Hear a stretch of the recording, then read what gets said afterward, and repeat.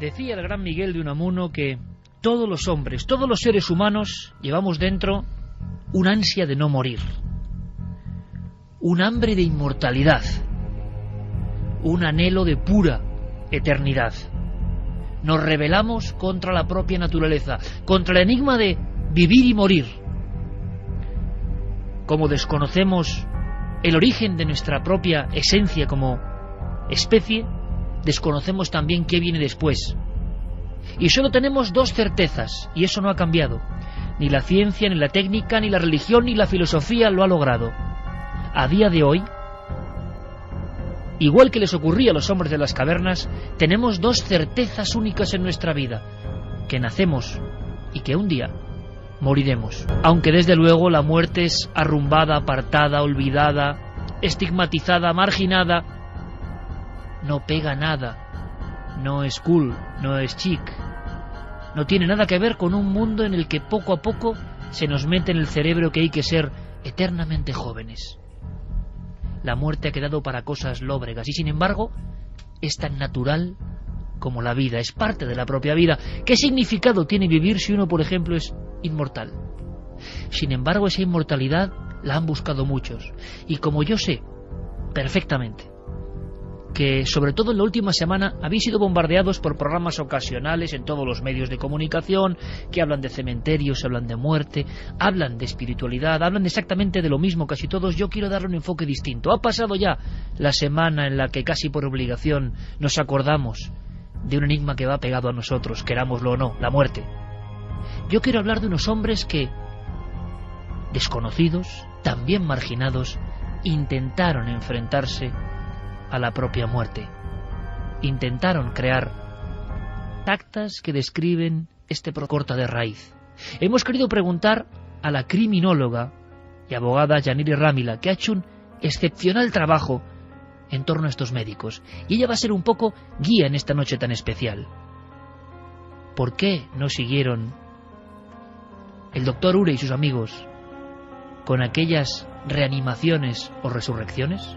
Pues porque asombra tanto lo que acaban de ver esos invitados al doctor, ante la asistencia del doctor Iur, que realmente creen que esa persona ha vuelto a la vida y que les acusa a todos ellos, ¿no? Como diciendo, vosotros tenéis la culpa de que nuevamente reviva.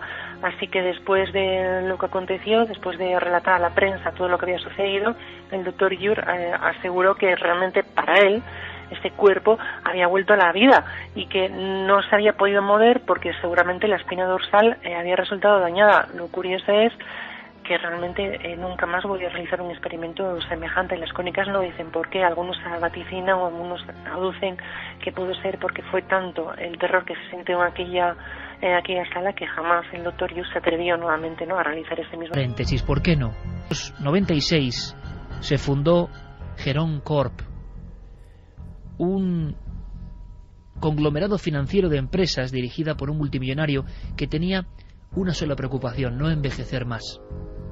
Quería convertirse poco menos que en inmortal. Sin embargo, de nada le sirvieron un sinfín de experimentos, de pastillas, de pruebas. Fue cobaya humana de su propio deseo, de ese anhelo del que estamos hablando. Sin embargo, poco después, científicos de diferentes universidades aseguraban que habían descubierto la clave de la vida y la muerte. Y esa clave, por supuesto, todos, si queremos y podemos pagarlo, como Matusalén. Un sonido. Una voz. Una investigación. Milenio 3. Iker Jiménez. Cadena Ser. Esta noche es misteriosa y casi filosófica. Estamos hablando del gran misterio, sin duda del mayor de todos. Y vamos a conocer a esos doctores Frankenstein. Con métodos más o menos rudimentarios, intentaron ir al otro lado de la barrera imposible.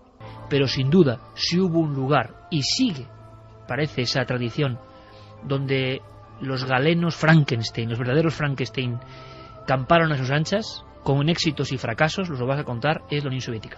Pues sí, en la Unión Soviética durante toda la primera mitad del siglo XX se hicieron experimentos que asombraron al mundo, que cuando llegaron las primeras filmaciones en blanco y negro a las universidades norteamericanas, a las universidades europeas, de aquellos milagros científicos, nadie se lo creía. A lo mejor algún visionario, como el doctor Christian Barnard, que se acercó a la Unión Soviética buscando el secreto de lo que luego fue el trasplante de corazón. Una cosa importante, Santi, solamente también con una frase. Hoy sabremos algo de lo que está pasando hoy. Los datos que yo daba últimos eran del año 96. Los telómeros, el filamento final del cromosoma, como esperanza para retrasar ese proceso lógico de quema de energía y de muerte, por lo tanto. ¿Se sigue trabajando? ¿Hay cosas sorprendentes? Pues mira, los expertos en perspectivas son mucho más optimistas que nuestros oyentes en la encuesta y dicen que en 50 años, si no median accidentes, catástrofes o enfermedades muy graves, un ser humano puede aspirar, si no a ser inmortal, a ser muy longevo. Y cuando digo muy longevo, a medir su vida no en años ni en décadas, sino en siglos. Pero es que es más, a día de hoy, la barrera de la muerte, esa barrera que esas personas que han tenido experiencias cercanas a la muerte han cruzado en apenas unos minutos, han estado unos minutos al otro lado, ya hay gente que la puede situar en varias horas y después de varias horas resucitar. 1:46. Esto es Milenio 3 en la cadena SER, con, ¿quién si no? Geray Martínez, maestro de las músicas, que además está poniendo un colchón sonoro tan de la época de estos experimentos, dedicado a Edgar Allan Poe, ni más ni menos, con Carlos Largo y Fermín Agustí. Hay mucho movimiento, mucha acción, muchas noticias esta noche. Por ejemplo, una historia tremenda ocurrida en Navarra con una niña enterrada, una reinvestigación de la Guardia Civil 30 años después, una niña muerta por una secta, en la secta sus propios padres. Ahora mismo se están buscando pistas. O por ejemplo, en un cuartel en Canarias, vamos a dar todos los datos, uno de los casos más escalofriantes que recordamos, de visiones, de garitas arrestadas, porque nadie quería estar allí. Lo vamos a conocer todo. ¿Repetimos vías de contacto? Vamos a darlas, que antes nos las hemos dado. Milenio3 con número @cadenaser.com si nos quieren escribir un mail. También tenemos la página web www.cadenaser.com, donde la gente va dejando sus opiniones, Iker, sus preguntas, segunda, segundo, y la nave del misterio, tanto en Twitter como en Facebook. Como siempre, sorteamos libros: La Cruz de los Ángeles, 2255, El Rugir de los Tiempos y El Valle de las Sombras. Una buena tripleta. ¿Atraveséis la frontera con nosotros? ¿Os atrevéis? Vamos a vagar por un mundo científico, misterioso y tabú. Y sobre todo, ante todo, queremos aprender. Ojo, porque creo que hay cosas de lápiz y papel. Por supuesto, los experimentos de resucitar, de reconducir, de devolver el alma que se perdía, que se alejaba con ese cordón de plata imaginado por tantas culturas, volver a rebobinar, a cazarlo como si fuésemos pescadores de eso, de almas. Eso empezó mucho antes de los experimentos del doctor Ure. Se fue perfeccionando. Por supuesto, primero fueron los animales. Así ha sido a lo largo de la historia.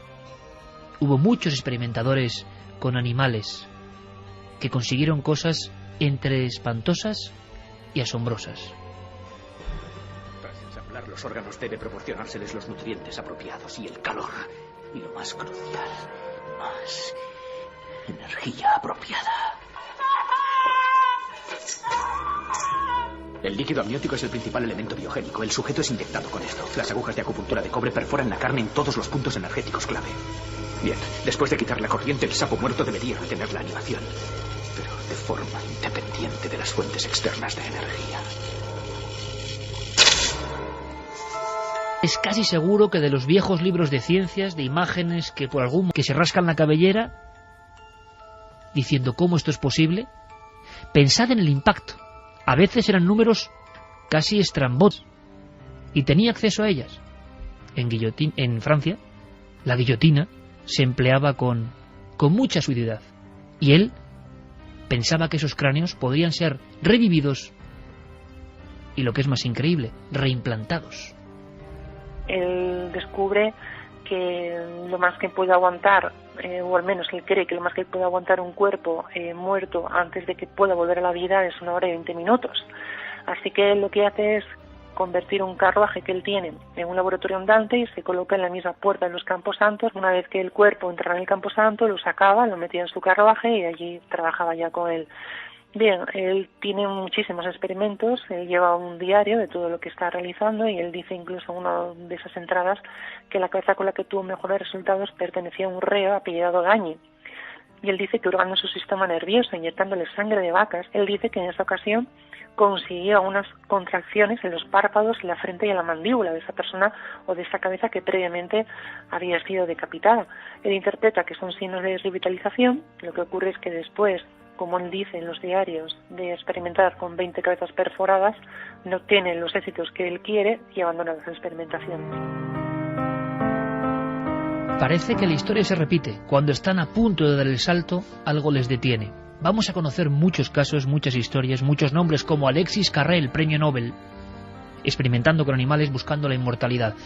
Pero también tenéis que dar vuestra opinión, porque el debate está ahí.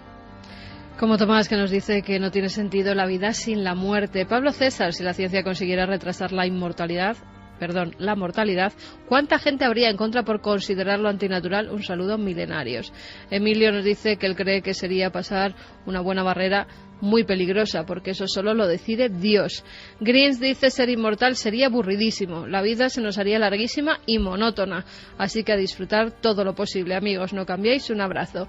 Juan Francisco Marín, yo creo que podemos vivir algo más, pero no eternamente. Javier Ortiz, si ya somos 7.000 millones de habitantes en la Tierra con una vida relativamente corta, ¿qué sería si no muriésemos y diésemos paso a nuevas vidas? Tony dice, si se descubriera la inmortalidad, no se publicitaría. El mundo ya es insostenible con gente muriendo todos los días. Imaginad con gente muy longeva. Un abrazo, seguid así. Roxanne dice que ese secreto tiene continuación en la Biblioteca Contemporánea de Moscú, que hay una publicación sobre los telómeros y la longevidad. Ana, que ella piensa que la muerte es un camino que se debe hacer para dar paso a una nueva vida. Inmortales no, pero llegaremos a vivir más de 150 años, eso seguro. De hecho, ya se está trabajando en el tema, a pesar de que todo está encerrado por una cortina para impedir que salga la luz. Tema interesantísimo, ¿no creéis? Porque este sí que nos toca de lleno a todos. Todos nos vamos a enfrentar a ese dilema. ¿Y qué pensamos internamente? ¿Sería bueno vivir muchos más años? ¿La ciencia lo va a lograr? ¿Qué lograron estos doctores? ¿Fueron ocultos sus resultados? ¿Ocultados por el miedo? ¿O no? ¿O eran simples locos? Vamos a conocerlo todo. Y atentos, por favor, porque llegan las noticias. Hay una muy espectral y espectacular. Las noticias en la SER. Comenzamos el repaso semanal con unas declaraciones que se llevaban años esperando, las de Christopher Lutz, el niño que vivió toda clase de fenómenos paranormales en la casa de Amityville. El chico, que tuvo que cambiar de nombre y apellidos ante el acoso mediático, asegura que no todo lo que se contó fue real. He sido retratado en 2 películas y también en un libro. Creo que es hora de decir lo que realmente sucedió. Lo que se vendió al público no es lo que pasó. Lo que ocurrió realmente en esa casa es muy diferente a lo que se ha dicho todos estos años. Al parecer sigue obsesionado por todo lo que ocurrió en la casa maldita, donde antes de que entrara a vivir su familia se... No es nuevo esto, pero mi suero, sí. He roto la barrera de los 12 minutos. Vencí a la muerte cerebral. Nosotros venceremos a la muerte. Lograremos el sueño de la medicina. Serás famoso y serás eterno. No hubiese llegado a un cuarto de la vida que le proporcionaban diferentes sueros, la estabilidad y la propia conciencia científica de este doctor. Hemos visto a lo largo de la historia cómo los experimentos in vitro han ido preservando una vida que está latente, viva, en óptimas condiciones, pero esa vida no se puede mantener íntegra dentro de nuestra gran maquinaria. ¿Qué misterio hay ahí? ¿Por qué no llegamos a ninguna clave? ¿Por qué estamos en mantillas exactamente del mismo modo que estaban nuestros antepasados? ¿Cómo no hemos avanzado? ¿O sí? ¿Hemos avanzado? Desde luego en Estados Unidos, y ahora mismo vamos a dividir el mundo en 2 bloques, como casi siempre ha estado el mundo dividido, hubo un interés enorme. Estados Unidos, la Unión Soviética, la eterna batalla. Desde luego que el tema de Frankenstein, la resurrección, la reanimación, el volver a la vida, era un asunto de vital importancia. Hubo un doctor, el doctor Robert Cornish, en California. Fue uno de los que en los años 30 aseguró que había un sistema, ya estamos en pleno siglo XX, un sistema práctico que iba a probarlo delante de personas para reanimar y resucitar. Una vez más, los cuerpos donados a la ciencia ya no eran reos, sirvieron para el objetivo. Amplía datos, Yanire Rávila. Su método propio consiste en incorporar y tumbar repetidamente los cuerpos ya sin vida, y para hacerles circular la sangre, por lo que se entiende, claro que esos cuerpos tienen que estar lo más frescos posibles. Y mientras él incorpora y tumba los cuerpos, repetidamente, como digo, les va inyectando adrenalina y anticoagulantes para que la sangre pues circule, y a su vez también para que el cuerpo reciba una especie de reactivo, ¿no?, para conseguir que vuelva a la vida. Bien, según las propias palabras que aparecen en el diario del doctor Robert Cornish, él dice que antes ese mismo método lo había aplicado ya con perros estrangulados. Parece ser que contaba con un voluntario, nuevamente un condenado a muerte, que se llama Thomas McNeil, pero parece ser que el miedo a la posibilidad de que ese preso volviese a la vida es lo que realmente el doctor Cornish, podemos decir que pues al final no se atrevió, ¿no?, a realizar ese experimento. Hay una leyenda, una historia, quizá alguien nos pueda dar datos. A mí me la contó un pariente que estudiaba medicina en Zaragoza, que me puso los pelos de punta. Y es que en la Facultad de Medicina de Zaragoza, quizá todavía estén ahí, no lo sé, había una especie de piscinas verticales muy estrechas, imagino que con todo tipo de sustancias que preservan, ¿no?, la carne humana, y apilados, casi como en una especie de ciudad reducida, un montón de cuerpos ya verdosos por la acción de esas sustancias. Cuerpos, dicen, de la guerra civil, cuerpos entregados a la ciencia, cuerpos en cuyas caras y fotografías se ve la escasez de medios y la vida dura, algunos con cicatrices y por supuesto todos abiertos con 1001 costurones. Asistir en pareja o en solitario para revisar, por ejemplo, yo me he imaginado muchas veces a las personas de la limpieza, a ese lugar, y observar los cuerpos mirando desde esa piscina clara, tiene que ser una impresión inolvidable. Pero ese tipo de prácticas de medicina en España no tuvieron continuidad. No ocurrió como en otros puntos de Europa, por supuesto no como en la Unión Soviética, ni como en Estados Unidos.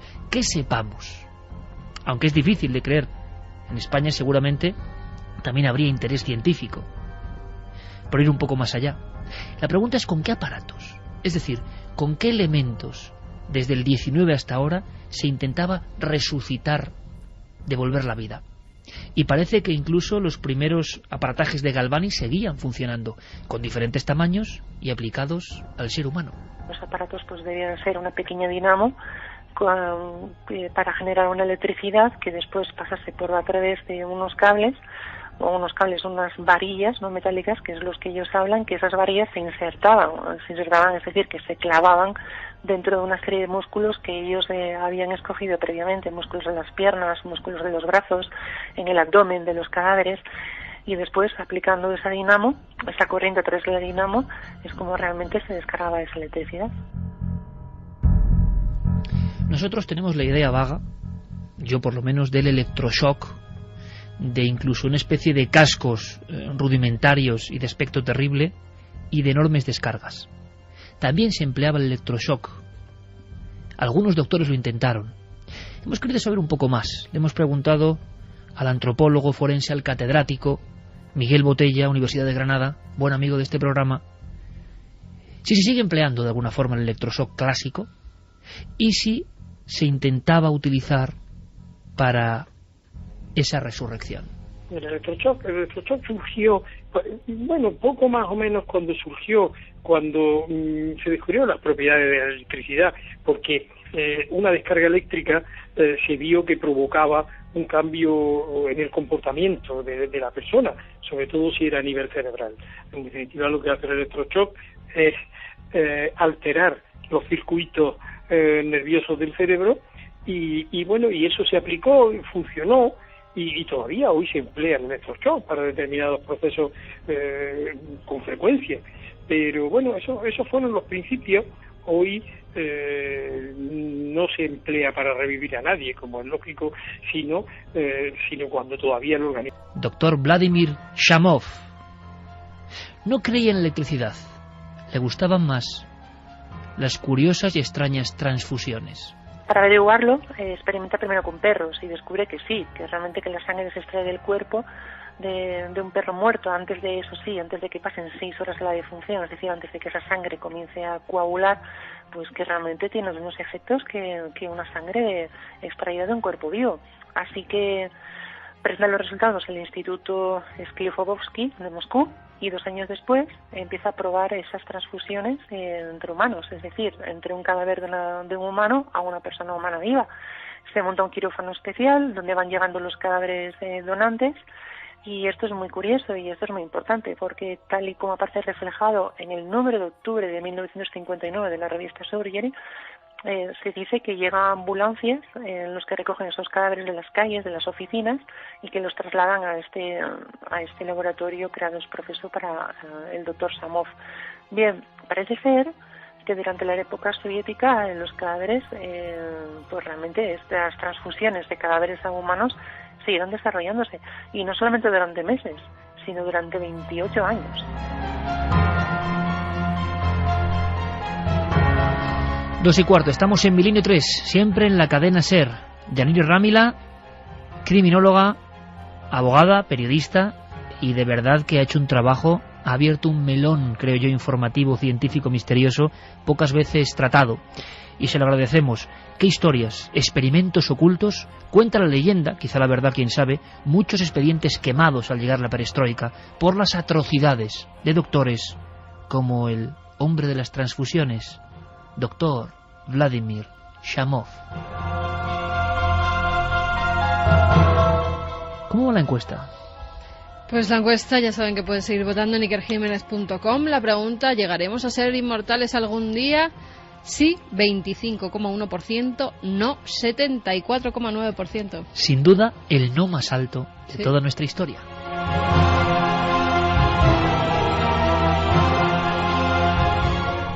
La Unión Soviética, qué vergel, qué inmenso vergel para el misterio, para la experimentación clandestina, para lo que se perdió entre las cenizas y los cambios. Pero quedan nombres, quedan datos. Santi tiene muchos. Santi Camacho tiene mucha información. Santi, por cierto, no ya de aquella época y de algunos otros doctores Frankenstein, sino algo más reciente, creo, y que tiene que ver con los perros y también con las transfusiones. Pues sí, porque si te digo que actualmente en Estados Unidos, con financiación militar, se han creado ya varios que podríamos denominar perros zombies, perros que han estado muertos, pero no muertos un ratito de esto de hacemos un experimento y a los pocos segundos o al minuto lo reanimamos, sino horas, varias horas, y luego han sido reanimados y tienen un comportamiento absolutamente normal.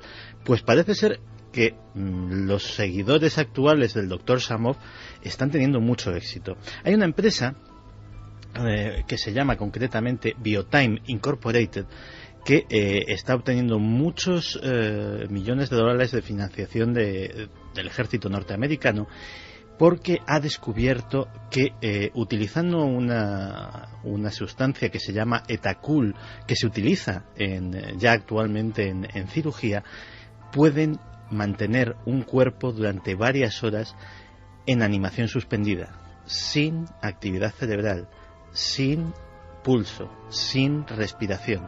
Pero lo que me habla Santi es de novela, pero es real. Sí, sí. O sea, se criogeniza de alguna forma sin congelar un cuerpo con esta sustancia. De hecho, hay una película, la famosa Línea Mortal, protagonizada por Kiefer Sutherland, que hablaba de unos médicos que estaban experimentando en llevar cada vez más para allá la línea de tener una experiencia cercana a la muerte. Y una vez más la profecía se ha cumplido científicamente. Se ha cumplido por completo. El proceso es el siguiente. A estos perros directamente se les induce una muerte clínica.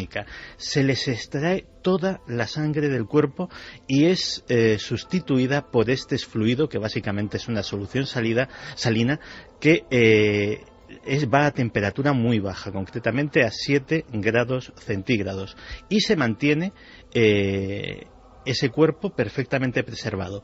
Pero hay muerte realmente. Hay muerte completa, es decir, no hay actividad cerebral de ningún tipo, no hay sangre, no hay respiración, no hay pulso, no hay actividad en ninguno de los sistemas, ni en el cardíaco, ni en el endocrino, ni en el respiratorio, ni en el circulatorio.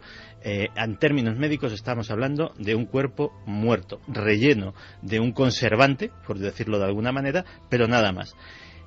Esa sustancia tiene, aparte de la baja temperatura, tiene propiedades efectivamente de conservación, va nutriendo de alguna manera los tejidos y las células para que no mueran individualmente, para que no se inicie el proceso de decadencia biológica de la muerte, sino que directamente ese cuerpo está preservado, no como si estuviera congelado, porque el proceso de congelación, el problema que tiene es que cristaliza el agua de las células y las rompe por dentro, con lo cual es imposible ya reanimar ese cadáver. Pues o sea, que es una vida suspendida, las células siguen exactamente iguales. Es coger la marioneta biológica que somos y mantenerla en un estado perfecto de conservación.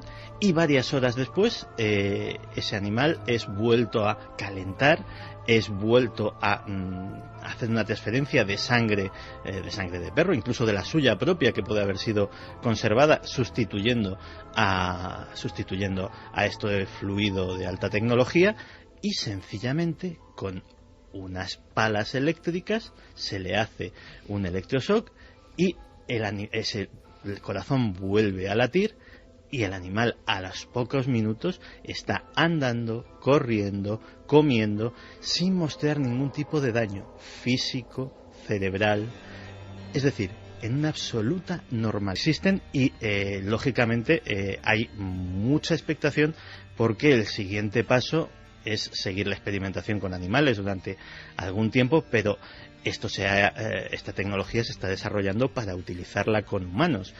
¿Y cuál es el interés? Porque claro, antes he dicho financiación militar.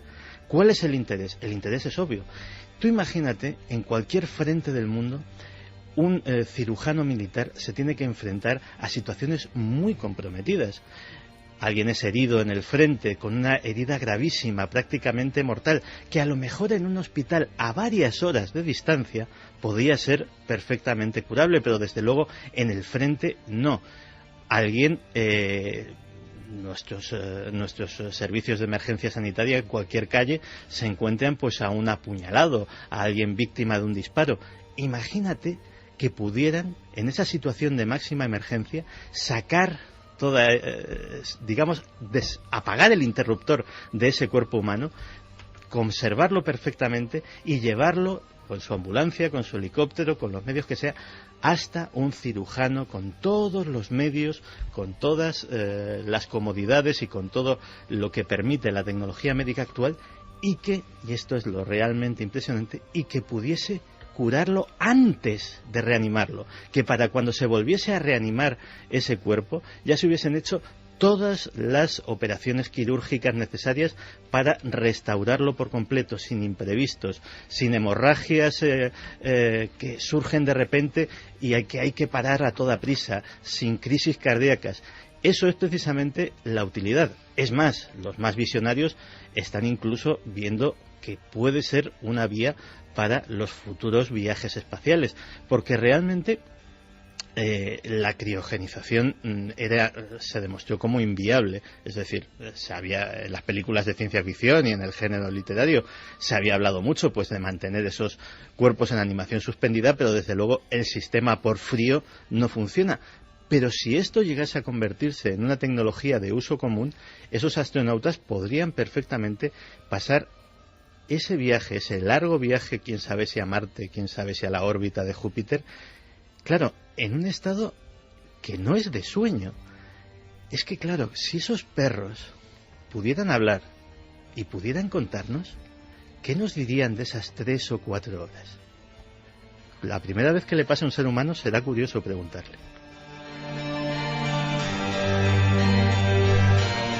También hay que imaginarse a esos pobres perros, ¿no? Víctima de estos experimentos tan importantes. ¿Serán conscientes de todo lo que les están haciendo? ¿Vaciarles la sangre? Decía Ray Kurzweil hace poco, hablando del futuro, un hombre que trabajó en el Instituto Tecnológico de Massachusetts, un poco la meca de la ciencia, tecnología. Ha hablado de nanotecnología, porque es que Santiago Camacho, hablando de estos perros, acaba de hablar de un reinicio, ¿no? Acaba de referirse a una especie de un reseteo del sistema.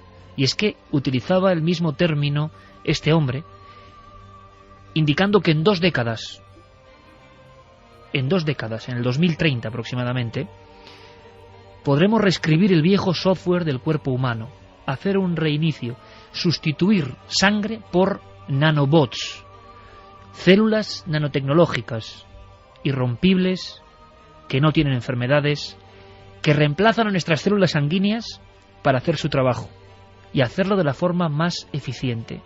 ¿Un loco? ¿Cuántas cosas eran locura hace 20 años? Empezad a pensar. La propia Internet era una locura inviable.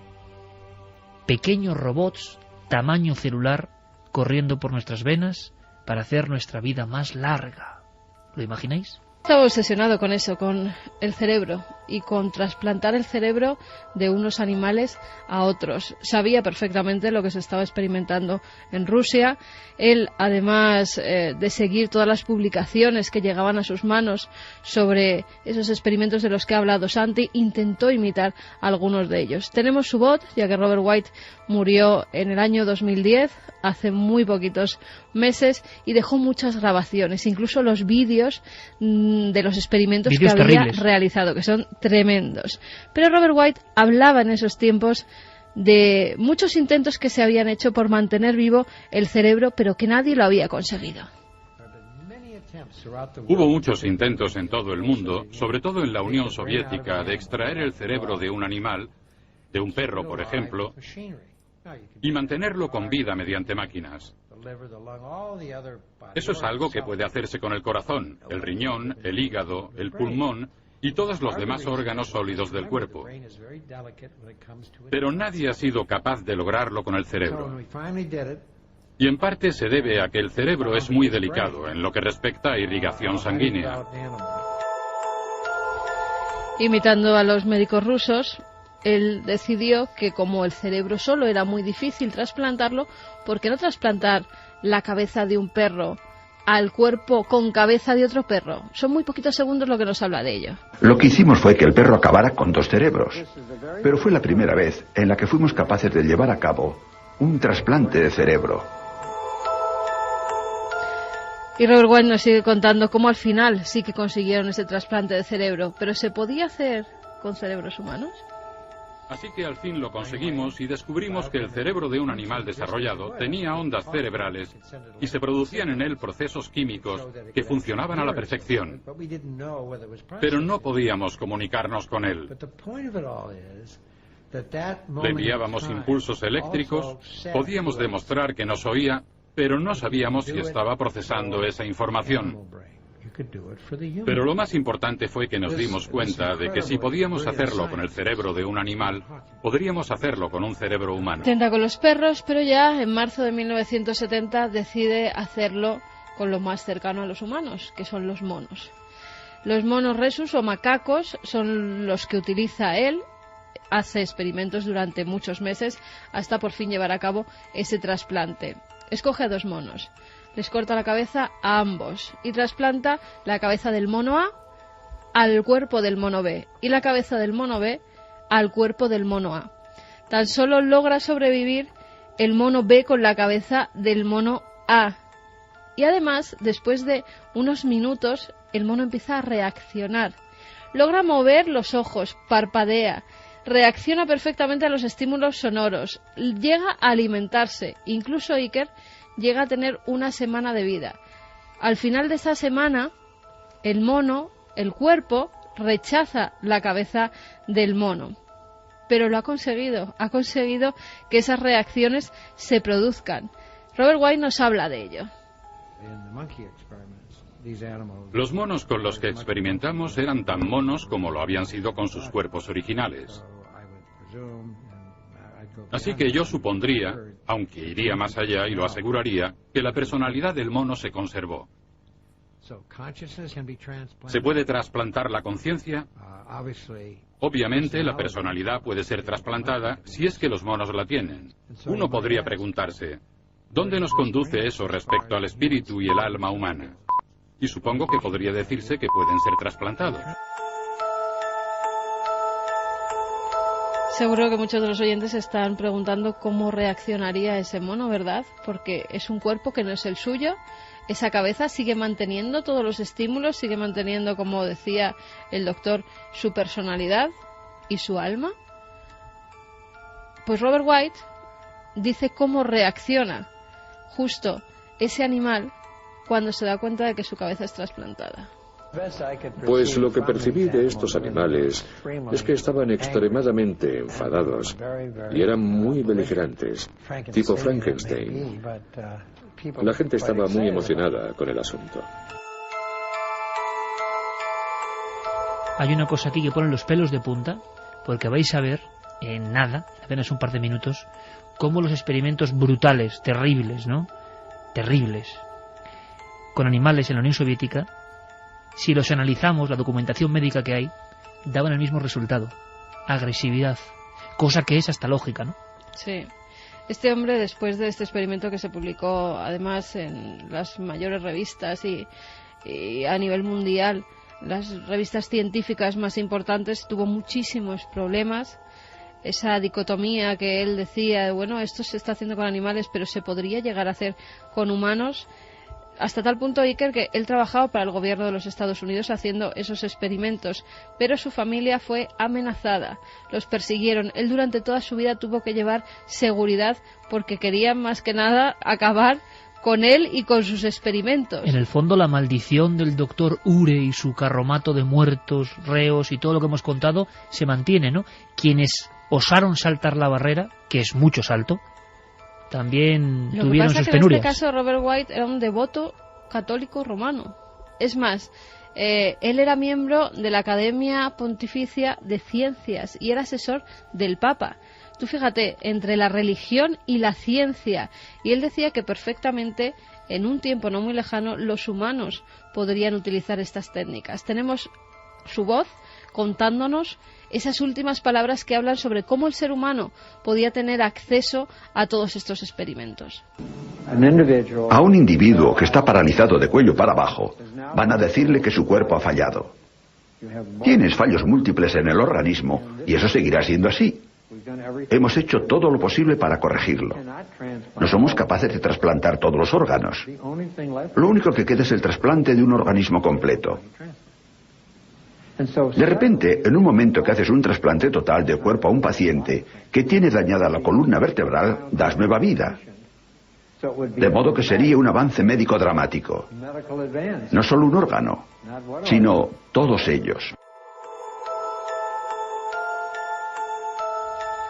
Se deslizan términos, problemas morales, filosóficos, la bioética, pero sabemos que en los últimos 200 años muchas mentes, algunas pioneras, otras siguiendo el conducto de la técnica y de las preguntas e interrogantes lógicas del ser humano que quiere tener, como decía Unamuno, ese anhelo de eternidad, trabajan, buscan.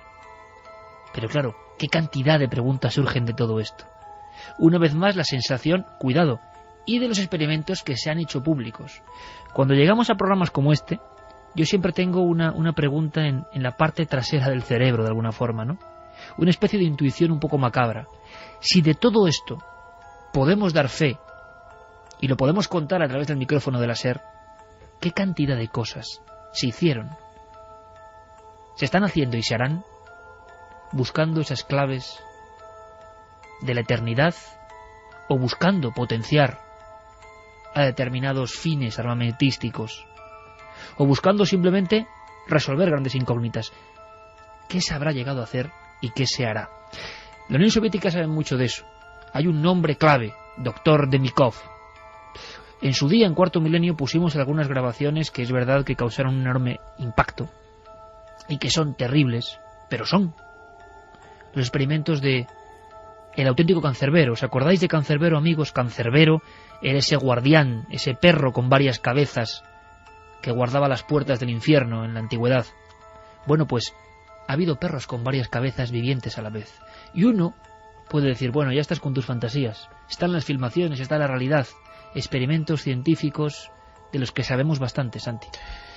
Pues sí, yo creo que las imágenes más sorprendentes, o algunas de las más sorprendentes que hemos puesto en Cuarto Milenio, son las que hacen referencia a los experimentos que en 1928 llevó a cabo el doctor Sergei Brukhonenko. Sergei Brukhonenko consiguió mantener con vida la cabeza decapitada de un perro utilizando una máquina que lo llamaba el autoyector, que en los años 20. En los años 20, es decir, para que te hagas una idea, la filmación que corrió por Occidente y que nosotros pusimos es muda. Es decir, no había cine sonoro en la Unión Soviética en aquel momento, y esa filmación, que evidentemente pues fue propagandística para que se viese el nivel de tecnología que tenía la Unión Soviética en aquel momento, pues era muda, y estamos hablando de cosas muy precarias. También, antes de seguir describiendo el experimento, hay que decir una cosa. Tanto lo que hizo el doctor Brukhonenko como lo que hizo el doctor Demikov puede parecernos, y de hecho nos lo parece, brutal para los pobres animales que sufrieron las consecuencias. Pero el resultado es que esos conocimientos han salvado posteriormente muchos miles de vidas. El autoyector, sin ir más lejos, del doctor Brukhonenko, es el antecedente a las máquinas que permiten que a día de hoy se pueda trasplantar un corazón a un ser humano y que no se interrumpa la vida de este mientras no tiene corazón. Y eso nace en la Unión Soviética a final de los años 20. Efectivamente. Las imágenes, por si alguien no las vio en su día en Cuarto Milenio, también están accesibles en Internet con muy poca búsqueda. El experimento era tan tremendo. Recuerdo que era la cabeza de un perro blanco de gran tamaño, estilo perro pastor alemán, que estaba completamente vivo y consciente. Reaccionaba a los golpes que se daban en la mesa a su lado, movía las orejas, movía los ojos, pero es más, cuando se le apuntaba con una linterna, parpadeaba molesto. E incluso, y esto es posiblemente lo que más pone los pelos de punta, el perro de Brukhonenko se le dio de comer un pedazo de queso. El pedazo de queso lo masticó con auténtico deleite, pero cayó después al suelo porque ese esófago estaba conectado absolutamente a nada.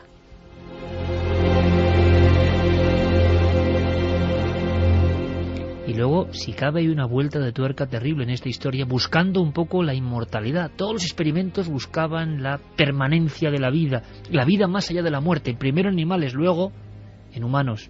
Hay imágenes también de un perro con varias cabezas, como decíamos, y vamos a escuchar una cosa, Santi. Son unas simples frases del diario del doctor Demikov, de alguna forma un seguidor de Brukhonenko. No, seguidor auténtico, es decir, él se inspiró en su obra y continuó más allá. ¿De qué época estamos hablando, Santi? Pues estamos hablando ya de los años 50, es decir, Demikov hace su primer trasplante, porque es el padre de casi toda la trasplantología moderna, hace su primer trasplante de corazón a un perro en 1930, 2 años después del experimento de Brukhonenko. Y una cosa, Santi, importante, podemos hacer la misma diapositiva que has hecho, terrorífica, pero más gráfica que cualquier foto, es la magia de la radio, ¿no? Cada uno pone su imagen y seguro que se parece mucho a la verdad. El perro de Demikov era, si cabe, más terrorífico, porque era un perro que parecía mitológico, ¿no? Sí, porque tenía 2 cabezas. Después de haber hecho muchos trasplantes de pulmón, de corazón en animales, hizo algo que no sé si estaba llevado por la soberbia científica o directamente pues por ver si podía conectar dos sistemas muy complejos entre sí sin que hubiera problema, pero es que creó un perro con 2 cabezas. En un perro de tamaño medio, un perro pues que podría pesar sus buenos 20 kilos, en el cuello le implantó el torso, y cuando digo el torso no es solo la cabeza, era medio cuerpo, era las patas delanteras y la cabeza de un cachorrito de otra raza. Y lo cierto es que... Era un cachorro implantado en un perro adulto. Sí, y en este caso nosotros no pusimos en esas imágenes, pero estas también, cualquier curioso puede acceder a ellas. Estamos hablando de algo que no es ciencia ficción, que es absolutamente real, que es historia de la investigación médica, Y lo realmente increíble es que esas dos cabezas vivieron durante días. Los dos perros se alimentaban. Efectivamente, el perro grande, el perro, digamos, anfitrión, tenía una actitud tranquila, pero desde luego el cachorro amputado, el medio cachorro implantado, llegó a morder. Bueno, ahora que lo dices, mira, escuchemos directamente la lectura del propio diario médico del doctor Demikov, ¿te parece? Perfecto. Tenemos la frase escrita en el diario del doctor Demikov de lo que pasó con ese perro de dos cabezas. Escuchad con los elementos que Santi acaba de dar. Imaginaos, amigos, una sala de laboratorio, unos médicos vestidos con sus trajes blancos, experimentando con guantes, tocando esa especie de criatura que todos habían imaginado de los viejos mitos de Asia, de Grecia, de Turquía. Pero claro, estaba ahí y vivía. Esto es lo que ponía exactamente en el cuaderno de notas médicas. 9 horas. La cabeza trasplantada ha bebido agua y leche con avidez y ha dado varios tirones como si quisiera separarse del cuerpo del perro receptor. 10 horas y 30 minutos. Cuando se ha acostado, al perro receptor, la cabeza trasplantada le ha mordido el dedo a un miembro del equipo y le ha hecho sangre. O sea que se repite la historia del doctor Robert White en Estados Unidos. Muchos de estos animales cobran una agresividad tremenda, como si quisieran vengar la afrenta, ¿no? La afrenta post-mortem que les están haciendo los científicos humanos. Es en el fondo la historia con la que empezábamos esta noche, el doctor Ure y ese reo, que por impulsos eléctricos se levanta, queda con el brazo extendido, y los médicos de esa época piensan que les está acusando desde el otro lado. De alguna forma, algo muy parecido, e imagino la sorpresa y, si cabe, el terror en aquellos médicos soviéticos. Pues sí, la verdad es que estaban absolutamente oscilando entre la aprensión, porque aquello era una imagen muy perturbadora, era una imagen muy extraña. Los dos perros unidos se desplazaban, comían, hacían una vida casi normal. Ya te digo que el más molesto con la situación era posiblemente el pegado al otro perro en contra de su voluntad, pero podían alimentarse e incluso interactuaban en cierta forma las dos cabezas. Como en el caso de Brukhonenko, aquí también hay una lectura positiva que hay que ver más allá. En 1960 y 1963, un joven médico sudafricano que soñaba con ser el primer hombre que trasplantase un corazón humano, y se llamaba Christian Barnard, y lo consiguió realmente, estuvo en la Unión Soviética visitando el laboratorio del doctor Demikov, aprendiendo todo aquello, aprendiendo sus técnicas, aprendiendo cómo se hacían esas conexiones extrañas, cómo se hacían compatibles esos órganos, y gracias a eso, efectivamente, él fue luego el primer hombre que trasplantó un corazón. Y a raíz de ahí, pues se han salvado muchísimas vidas, no solamente de trasplantados de corazón, sino de otros órganos, porque hasta entonces el trasplante era absolutamente una cosa utópica, era ciencia ficción. Es que iba, Santi, justamente ahí, el trasplante era ciencia ficción. Nosotros, nuestra generación, varias generaciones, consideran trasplante como algo normal. Pero yo estaba pensando en esa reunión de 8 doctores, 1818, doctor Ure. Simplemente hablarles de la posibilidad de que un hombre iba a vivir con el corazón de otro hombre, o que un hombre iba a vivir conectado a una máquina, bueno, era absolutamente impensable. Tan impensable como muchas de las cosas que nos dicen que son imposibles hoy, con un margen tan corto de tiempo, ¿no? Apenas un siglo. Cosas inconcebibles, cosas que incluso no podemos determinar con palabras, porque el lenguaje, nuestro lenguaje, el misterio del lenguaje ya está predeterminado. Hay cosas que no podemos ni describir, ¿no? Que no podemos ni imaginar, que no están a nuestro alcance. Bueno, pues la gran pregunta es, ¿dentro de un siglo?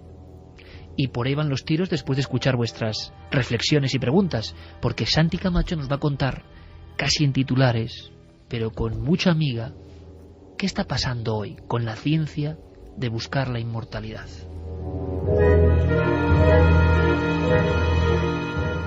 Pues vamos con los mensajes de los oyentes. Claudia Álvarez nos dice: espero no estar aquí cuando todo esto ocurra, si es que ocurre.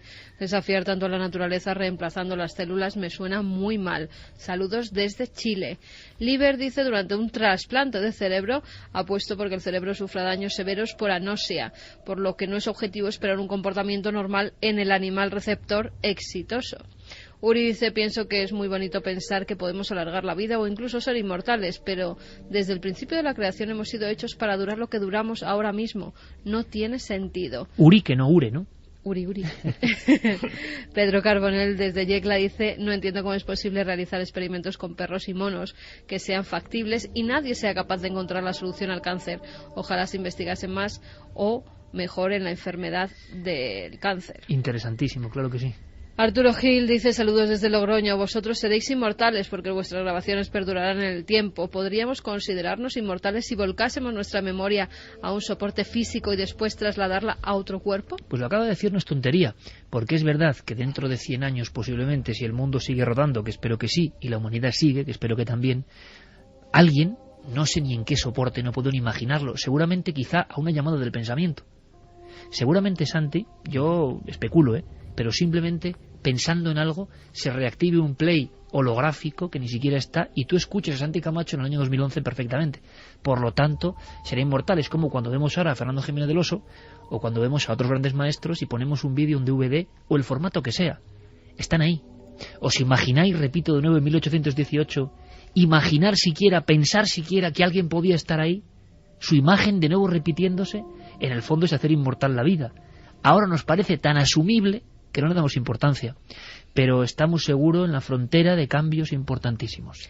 Sergio de Madrid dice: hola, aunque estoy a favor de que la esperanza de vida se siga ampliando, espero que nunca lleguemos a ser inmortales. La existencia perdería todo su significado. Es como el drama del vampiro, ¿no? Que ya no quería ser inmortal.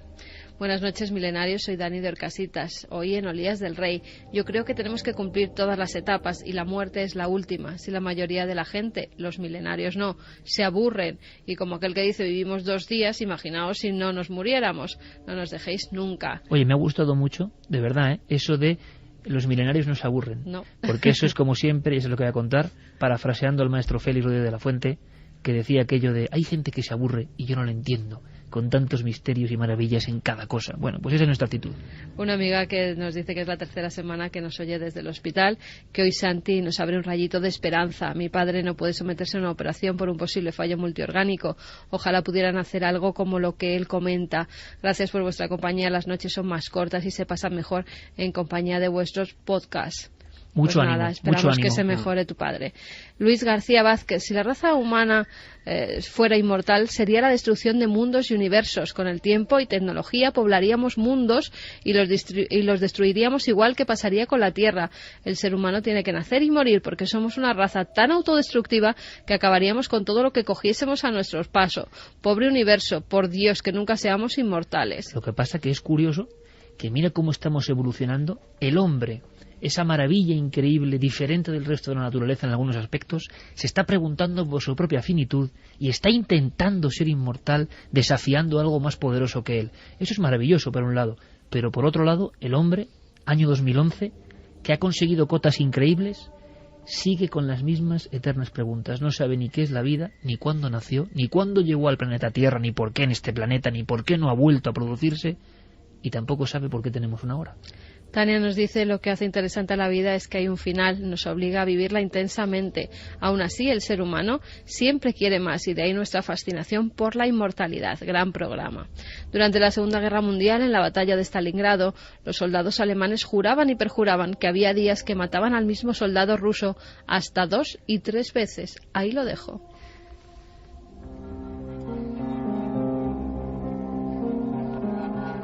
Qué interesantes reflexiones, de verdad, no son cuestiones ni preguntas, son reflexiones que surgen porque seguramente la muerte es de verdad, lo sabían esos médicos, el último gran tabú. Es que no queremos ni verla. O sea, es decir, yo conozco buenos amigos y no tan amigos y de todo, que mencionas muerte o morir y te hacen así con los dedos. Dices, y los cuernos así. Sí, pero oye, que te vas a morir, que te vas a morir, que nadie te va a salvar, Es así. Yo lo tengo, hombre, quizá en un futuro, no sé, quizá las próximas generaciones, pero por lo tanto hay que absorber la vida en el buen sentido, y eso no quiere decir que, pienso yo, ¿no?, que cada uno haga lo que le da la gana todo el rato y no tengamos ningún tipo de parámetro moral, pero es verdad que la maravilla de un regalo es que es un regalo que no puedes volver a desenvolver. Ya, pero que es una vez. Ese regalo se va muy pronto. También, claro, por hay supuesto. Hay mucha gente que, claro, se agarra un clavo ardiendo, claro, y si tiene medios se puede criogenizar, esperando que en un futuro pueda volver a la vida junto a su familia, que también se va a criogenizar con esa persona. ¿Tendrá algún sentido? Será otra cosa. Yo no sé si sentido o no. De todas formas está claro que si el tema... Si estás con los tuyos puede que tenga un sentido. ¿Pero serán los tuyos? El asunto es... esto genera un sinfín de cuestiones filosóficas.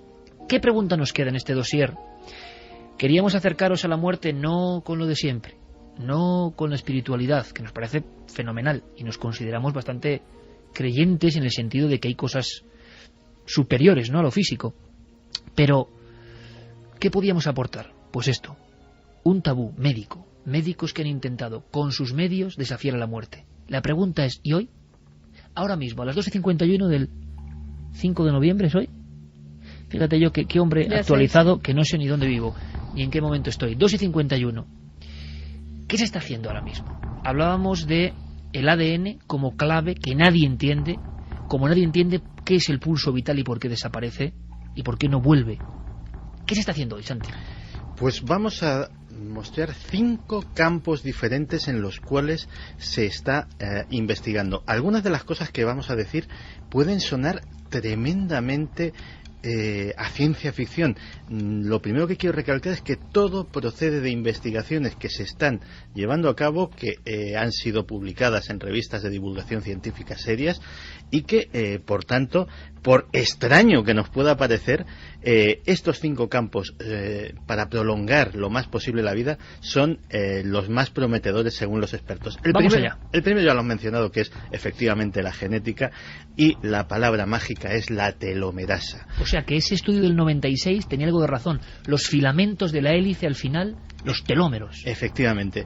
Están ahora mismo todos los expertos en terapia génica diciendo que el que encuentre, el que descubra el secreto de la telomerasa, secreto que tienen algunas criaturas vivas de nuestro planeta, que lo tiene esa medusa que va haciendo ciclos sin fin de envejecer y rejuvenecer constantemente y puede vivir eternamente, salvo que llegue un depredador o haya un maremoto o cualquier otro desastre que se la lleve por delante. O seguro que se acuerdan muchos amigos de aquella noticia científica, médica, la medusa inmortal, que no moría. Pero muchas especies, por ejemplo, de tortugas tienen vidas larguísimas gracias precisamente a la eficaz funcionamiento de su telomerasa. E incluso esos árboles milenarios que se desarrollan durante siglos y siglos y siglos y siguen en el mismo sitio, también la telomerasa tiene mucho que ver en su longevidad. Y en eso, en la reprogramación génica, en intentar restaurar esos telómeros que se van deteriorando, pues esa es la investigación que se está llevando a cabo en el campo de la genética. Pero ¿y la informática? ¿La informática qué tiene que ver con esto? Pues si te digo que hay gente que está planteándose volcar el contenido de un cerebro a un soporte informático y desde ahí, quién sabe si volverlo a colocar en otro soporte biológico o hacerlo funcionar en un soporte. Estás hablando de descargar nuestro yo a un disco duro de alguna forma y volver a reconectarlo, yo no sé en qué soporte. Ahí la pregunta filosófica sí que es maravillosa. ¿Qué somos? ¿Somos el soporte? ¿Somos el continente o el contenido? Bueno, IBM hace poco publicaba que en 10 años iba a tener una especie de cerebro clon del ser humano en las computadoras. Sí, de hecho, ya se ha hecho, por ejemplo, con la reproducción de mentes de insectos, que básicamente son cerebros muy primitivos, con muy pocas neuronas, con muy pocas conexiones, y eso se ha conseguido ya hacer. También se está avanzando mucho en las interfaces neurales, en la forma de sacar directamente información del cerebro y transmitirla a un ordenador. Incluso se ha calculado el tamaño de memoria que haría falta para hacer ese volcado de una mente humana, y se ha establecido en unos 2,5 petabytes, que serían 2.500 terabytes. que en gigas es muchísimo. Es muchísimo, o sea, cada terabyte son 1000 gigas, en fin. Si hacen ese experimento conmigo, yo doy como el Amstrad. 64K. yo como el Spectrum 16. Pues bien, los expertos dicen que esa capacidad estaría en 50 años. No la capacidad de los 2,5 petabytes, que por ejemplo el famoso juego World of Warcraft, su servidor tiene más o menos la mitad de ese tamaño, es decir, ya existen estructuras informáticas gigantescas, eso sí, que tienen esa capacidad, sino la capacidad de hacer ese trasvase estaría en 50 años. Y ahí se abren puertas realmente de ciencia ficción. El siguiente también lo has mencionado, que es la nanotecnología. Efectivamente, en 20 años se cree que podría haber máquinas nanotecnológicas del tamaño de células funcionando, no solamente reemplazando nuestra sangre, sino como pequeños mecánicos que detectasen un tumor nada más salir la primera célula cancerígena, que reparasen cualquier daño. De hecho, y esto ya es realidad, se ha conseguido hacer en ratones la primera operación importante usando nanobots. A un ratón al que previamente, es que les hacen a los animales experimentales algunas faenas importantes, le habían seccionado los nervios ópticos, lo habían dejado ciego, le inocularon esos nanobots, esas nanomáquinas, consiguieron reparar los nervios ópticos seccionados que ni el más fino cirujano podría hacerlo actualmente, y ese ratón volvió a ver sin ningún problema. Realmente yo estoy pensando qué misterio hay en el ser humano para que estemos llegando a estas cotas. Es decir, qué misterio tenemos nosotros dentro, un misterio creo que escapa a lo físico, qué enigma tenemos como especie para que estemos llegando a estas fronteras absolutamente alucinantes que hoy parecen ciencia ficción. Decía Arthur C. Clarke, famosa frase, cualquier tecnología superior será indistinguible de la magia, ¿no? Lo que ocurra dentro de 100 años me parecerá absolutamente mágico y por lo tanto falso e imposible. Increíble el repaso, Santi, en las fronteras de la pura ciencia, repetimos, está ocurriendo todo esto. Nuestro dossier empezaba con el doctor Ure y aquel hombre que se incorporaba. Muchos lo han intentado, parece que pocos lo han conseguido. Hemos visto cómo el doctor White fue también condenado, su familia perseguida, amenazas. Claro, era demasiado evidente. Estaba tocando, y más en Estados Unidos, muchos tabús sociales y de pensamiento. Porque el ser humano que nace después de un experimento de este tipo es el mismo ser humano. Ahora hay muchos científicos convencidos, no solo convencidos, sino que intentan convencer a martillo que la mente está en el cerebro, por lo tanto el alma, el espíritu está en el cerebro. Yo no creo que esté tan claro. ¿Y vosotros? Había una encuesta y nos sorprendía muchísimo, y enseguida pasamos, después de las noticias, a un montón de temas, ese no tan rotundo. La encuesta de la semana en Milenio 3, ¿llegaremos a ser inmortales algún día? Sí opina el 26,9% de la gente que ha votado y no el 73,1%. Hay otra encuesta, Iker, la de Cuarto Milenio, las encuestas del siglo XXI. Todo aquel que quiera puede votar, porque luego en el programa en Cuarto Milenio pondremos y haremos un debate sobre la Ouija. Solo hay unos días, ¿eh? Hoy en día. Hay que darse prisa. ¿Es la Ouija una puerta al más allá? ¿Pueden votar sí o no? Bueno, Ouija, más allá, cerebro, de alguna forma tiene que ver.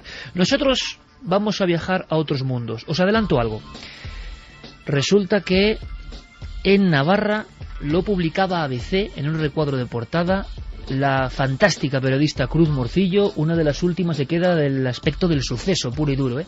Daba un titular que yo no sé cómo no se ha seguido. La Guardia Civil reabre un caso ocurrido hace 30 años. Una secta integrada por los padres de la víctima enterró a una niña, la enterró viva en un caserío en la zona del norte de Navarra, en Lesaca. ¿Qué secta era esa? ¿Qué sabemos de ello? La Guardia Civil, 30 años después, reabre el asunto, pero parece que bastante secreto. Hemos tocado ciertas teclas para contaros todo. También una historia tremenda que nos trae Carlos Largo, nuestro compañero, siempre haciendo mucho caso a las experiencias de los oyentes. Tiene que ver con un cuartel en Canarias y es bastante estremecedor el documento. Y una cosa más, Santiago Camacho, que está sembrado, ya lo conocéis, va a hablarnos de una cosa increíble en sus conspiraciones. Os dejo solamente con el titular, ¿vale? Sicarios económicos. Y no es, como él dice, sicarios muy baratos, no. Sicarios económicos, capaces de derrumbar el bienestar y la economía de muchas cosas. Lo contamos todo después de nuestros compañeros con todas las noticias en la SER.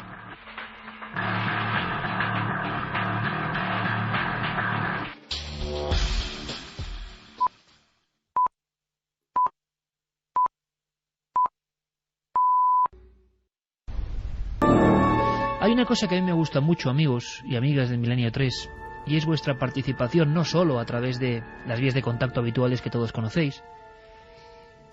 Y eso lo sabe muy bien Carmen y lo sabe muy bien Guillermo León.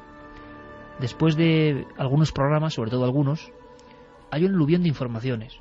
Y yo quiero agradecerlo. No sabéis la cantidad, lo he hecho muchas veces, la cantidad de investigaciones que se inician, que luego se transforman en reportajes, en nuevas informaciones, en historias. Muchos de los grandes casos llegan así, por un dato vuestro. Recientemente, además, ha habido historias muy bonitas, muy entrañables, por ejemplo, que tienen que ver con uno de los últimos casos monográficos alucinantes que hemos contado, la historia de Julio F.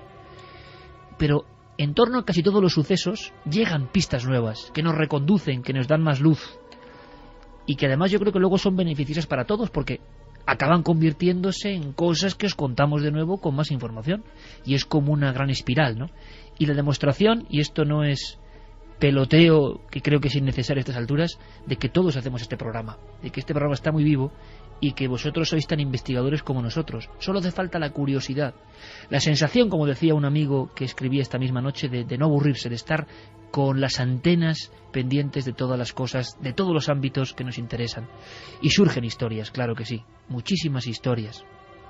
Una de ellas entronca directamente con lo que muchos pensábamos que era leyenda urbana, hasta que, claro, se investigan los casos. Cuarteles militares, protagonistas de tantas cosas que podrían dar para un futuro programa.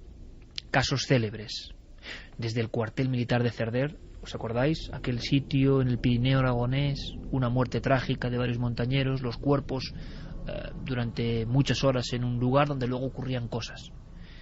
Que contaros de la noche del miedo, Talavera la Real, año 76, disparos contra un intruso extrañísimo de aspecto extrahumano, y después lugar marcado.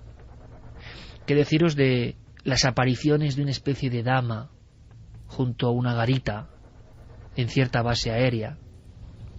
Y la historia que rebotaba como un eco que se contaba de promoción en promoción de soldados. Aquí se atropelló a una mujer y no se le asistió y se quedó tendida en la carretera. Y justo como repitiendo aquella huida del asfalto, en algunas noches, sobre todo de invierno, ese soldado que ve a la figura acercándose. Ese soldado que un día decide pegarse un tiro, quitarse de en medio. Ese soldado que en ocasiones dejaba un mensaje, una carta. No aguanto más. Ha vuelto a aparecer la señora. Hemos conocido historias así, algunas teñidas de leyenda, y en muchas leyendas luego un núcleo real. Recientemente, desde un punto concreto de nuestra geografía, llegaba una de estas apariciones en lugar, entorno militar. Carlos Largo, compañero, buenas noches. Buenas noches, Iker. Pues, ¿dónde nos marchamos? Nos vamos a marchar hasta Canarias, concretamente a La Cuesta, en Santa Cruz de Tenerife. Y además vamos a viajar en el tiempo, año 86-87, aproximadamente. ¿Qué es ese lugar, Carlos? Estamos hablando de un emplazamiento militar, un cuartel. Efectivamente, hablamos de un cuartel militar. Allí entró como voluntario en estos años el amigo que nos escribía, Pepe Betancourt. Y bueno, pues él nos daba a conocer una terrible, de estas historias que son terribles de apariciones como las que tú contabas.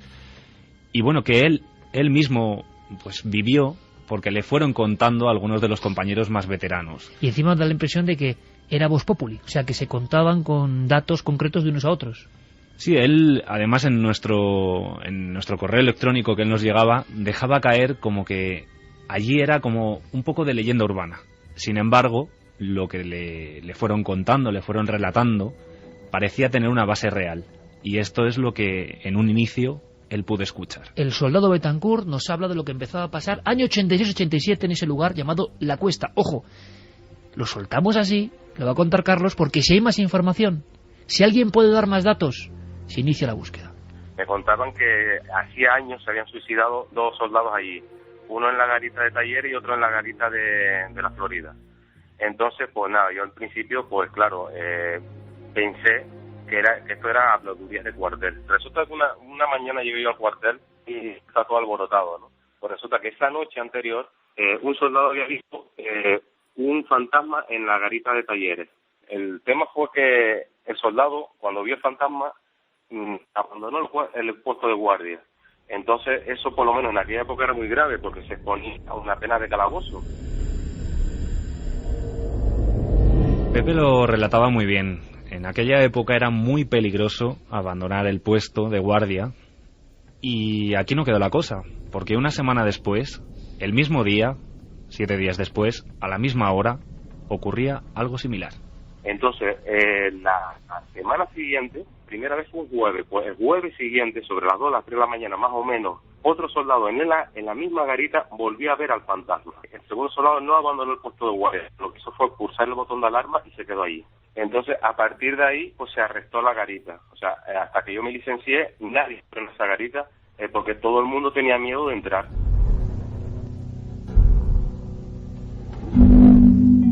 El revuelo, como os podéis imaginar, era enorme en aquellos días. Pepe, además, lo recuerda pues a sus compañeros con un nerviosismo brutal. Y bueno, pues llega otro día clave en este relato. Pepe tiene la oportunidad de conocer al primer soldado que, bueno, pues se escapó de la garita totalmente asustado. Y el relato que le hace, el testimonio que le cuenta al soldado Betancourt, es escalofriante. Una noche está haciendo guardia con el primer soldado que vio el fantasma.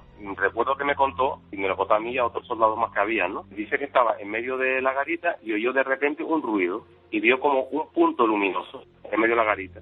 Entonces ese punto luminoso se movió muy rápidamente, entonces dibujando como una especie de silueta, una silueta de luz, en la que se veía en la silueta como un soldado de rodillas con un serme en la mandíbula, como a punto de pegarse un tiro. Se deduce, o dedují yo, que era el soldado que se había suicidado. O sea, Carlos, recapitulando, una luz pequeña que luego se transforma en una silueta de alguien arrodillado que se está poniendo un serme en la boca. Eso es, hasta que se forma la silueta del propio soldado quitándose la vida. Pepe no duda para nada del testimonio de este soldado. O sea, él accedió directamente a esas fuentes concretas, a los protagonistas. No era compañero suyo de la misma compañía, pero sin embargo le creía por el miedo y las palabras que bueno, le iba relatando.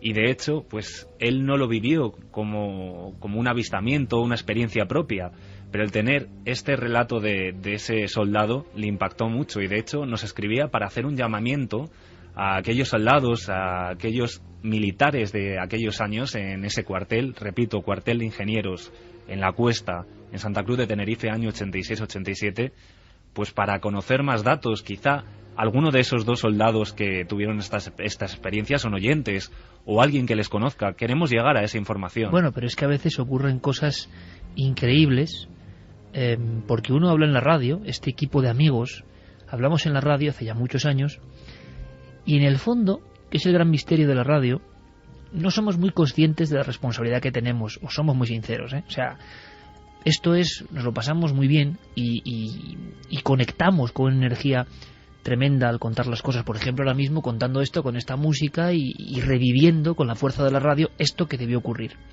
Pero no somos conscientes de que muchas veces los protagonistas auténticos pueden escucharnos, bien en directo, bien en diferido. Os puedo decir que de muchísimos casos que contamos, luego llegan los protagonistas, ¿no? Y eso es una experiencia maravillosa. Así que ojalá, Carlos, ojalá. Necesitamos sobre todo ayuda de nuestros oyentes, porque, bueno, Pepe, como decíamos, hacía este llamamiento, porque los datos son muy confusos al final. Únicamente tenemos pues el testimonio de Pepe. ¿Y queréis saber lo que sucedió con aquellos dos soldados, uno que dejó la garita y otro que no la abandonó? Por supuesto. Esto es. Lo que pasó con ellos no lo sé. Un poco más adelante, antes de licenciarme, es que los dos estaban esperando a pasar un tribunal militar, pero creo que no lo llegaron a pasar, porque me imagino que los militares querían que no se hablara mucho del tema. Esta historia, igual que te la estoy contando, la saben 1.000 o 2.000 personas, o 1.000 o 2.000 soldados de todos puntos de España. O sea, lo que no sé, o lo que me extraña es que nunca se haya oído hablar de eso. A mí lo que me extraña, y para bien en este caso, es que se repite, seguramente porque hay una raíz real, la eterna historia de un aparecido en una garita. Incluso, ¿verdad, Santi? Garita que se resta. O sea, garita donde ya no se puede estar. Sí, de hecho es una costumbre militar. Yo cuando hice la mili, hice el centro de instrucción de reclutas en el cuartel de automóviles del Ejército del Aire en Getafe, y nunca me olvidaré que había una garita, efectivamente, donde nunca había nadie. Y yo, lógicamente, pregunté, era recién llegado, no estaba al tanto de nada, y me contaron, dije, no, esa garita está arrestada.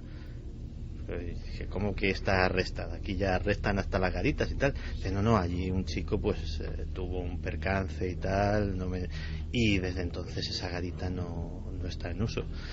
Y la verdad es que esas garitas arrestadas yo creo que debían haberlas prácticamente en muchos cuarteles de España. Muchos, con datos concretos, y además garitas ligadas a historias muy tremebundas, pero que han pasado. Así que, si os parece, vamos a dar las abrimos, vías de contacto, exacto. Es muy importante darlas ahora. ¿Por qué? Ya no solo por este caso. Si hay más casos de este tipo, podemos tener un dossier muy interesante, vamos a decir, base adentro. Porque muchas historias, y habrá que analizarlas desde ese punto de vista objetivamente, pueden tener elementos lógicos de la leyenda urbana. El miedo que causan, ¿os imagináis al soldado de reemplazo que le cuentan esta historia años 70, años 80 y que tiene que hacer la guardia? Por lo tanto, seguro que muchas veces era empleado como arma arrojadiza o amedrentadora para otros. Pero sabemos que hay casos absolutamente reales. Os daré un dato muy interesante. Un altísimo mando del Ejército del Aire hace poco me confirmaba pues una vieja historia ocurrida en Extremadura, el tiroteo contra aquel ser. Primero ocurrió, pero la explicación que le podían dar era una especie de gas que asustó a los perros y a los soldados. Pero quiere decirse que muchos de los casos tienen un sustrato real. Es un acontecimiento que pasa en la noche base adentro. Así que, como bien decía José Betancourt, este soldado, año 86-87, tiene que haber gente que sepa más. Queremos hablar con esa gente. Y, por supuesto, como dice Santiago Camacho, con personas que ya han vivido este tipo de acontecimientos, porque sigue siendo uno de los últimos tabús, ¿verdad? Así que vías de contacto para todos los que fueron o son soldados y que saben de estas historias. Pues si nos quieren escribir un mail, milenio3 con número @cadenaser.com. También tenemos la web de la Cadena Ser, que cuando nos ponen tanto correos electrónicos como números de teléfonos, por supuesto, esos mensajes nunca salen a la luz. Nosotros recogemos los datos, pero no los ponemos a disposición del público en general. Y también tenemos la vía postal, por si acaso alguno de esos soldados que vivieron esos fenómenos nos quiere escribir una carta contándonos los hechos. Tienen que hacerlo a Gran Vía, número 32, el código postal 28013 de Madrid, y que pongan para el programa Milenio 3. Carlos, fantástica la historia. ¿Querías añadir algo, Santi? No, quería simplemente hacer una pequeñísima acotación, pero que creo importante. Es que, claro, nuestros oyentes más jóvenes no saben lo que era el servicio militar obligatorio, y que hubiese esa profusión de esas garitas arrestadas con incidentes muy desgraciados, todas ellas. Es que, claro, hay que imaginarse lo que era un chaval de 18, de 19 años sacado de su pueblo, que no había salido en ningún momento, solo, asustado generalmente, con un arma, a altas horas de la madrugada, en una garita. Yo solamente, como apunte, doy un pequeño recuerdo personal. La primera noche me tocó imaginaria, simplemente vigilar a mis compañeros que no pasase nada, pues si alguien se ponía malo, se tenía que levantar, lo que fuese, que no hubiese ningún incidente. Yo hice la mili bastante mayor, porque había pedido prórrogas por estudios y tal, y todos eran chavales realmente jóvenes. Y yo estaba fumándome un cigarrito, mirando por la ventana y aprovechando, porque era una situación rara para mí, para relajarme. Y el recuerdo que no se me olvidará nunca es que, muy quedito, pero en varios puntos de la escuadrilla de donde dormíamos, se oían llantos. Los chicos aquella primera noche lloraban, lógicamente, porque extrañaban la situación. Ahora ponle a uno que fuera especialmente depresivo o especialmente sensible, ponle una semana después con un arma, con un CEDME, en una garita. Esas cosas desgraciadamente pasaban.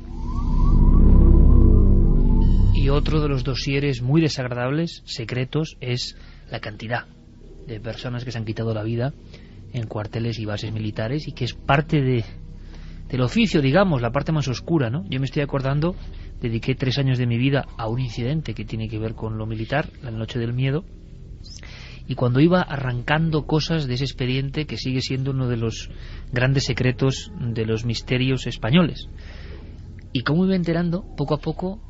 Primero no era nada, segundo un rumor, tercero una leyenda urbana, cuarto una cosa que se exageró, quinto una cosa tremenda pero cuyos testigos no podían hablar, sexto estaban los testigos, séptimo había muchos más testigos, octavo la gente salió con el CEDME y en calzoncillos casi a ametrallar a algo que daba mucho miedo y que avanzaba y asustaba a soldados y asustaba a los perros. Pero lo más increíble es saber que días antes, por ejemplo, pues creo que con una semana, fíjate si se repite la historia como en un bucle, otros soldados habían sido arrestados de inmediato porque en ese lugar, entre árboles, casi en el muro mismo donde estaba esa garita, habían observado la misma figura a cierta altura. Vamos a abrir esa lata, claro que sí. Vamos a ver si conseguimos, si nos ayudáis a poder contar la verdad, a separar el grano y la paja de estas historias. Carlos, gracias. A José Betancourt también por confiarnos esta historia. A ver si lanzando el anzuelo conseguimos más cosas. Gracias, compañero. Gracias a vosotros. Está la cosa un poco así, y lo que viene ahora no es para menos. Por lo tanto, podemos hacer una especie de elipsis, porque vamos a hablar de ese caso terrorífico, que también es otra investigación abierta. Y me extraña mucho que los colegas de la prensa no hayan seguido la senda de ese exclusivón de Cruz Morcillo, esta mujer del diario ABC. En fin, es una historia tan de novela, pero tan real, por desgracia, que luego me extraña muchísimo, lo repito, ese silencio, esa especie de cloroformo que existe. Nosotros nos interesa, claro, porque es una historia humana y una historia misteriosa. Os lo vamos a contar ahora. Antes, si os parece, viajamos al mundo de lo digital. Hacemos un giro rápido, porque en la red, por supuesto, en ese mundo paralelo y tan real como el real ya, han pasado muchas cosas, muchos incidentes. Los cuenta nuestro cronista cibernético, Diego Marañón. Milenio Red. Toda la información digital del mundo del misterio.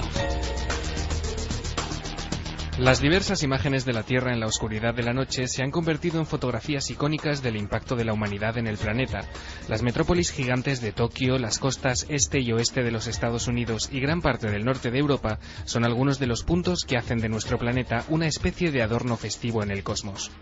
Ya no nos basta con poseer, también parecemos querer gritarlo al universo. De hecho, el mapa nocturno del planeta se convierte en un espejo de la distribución desigual de la riqueza y da una idea de la ingente cantidad de energía necesaria para satisfacer nuestras necesidades.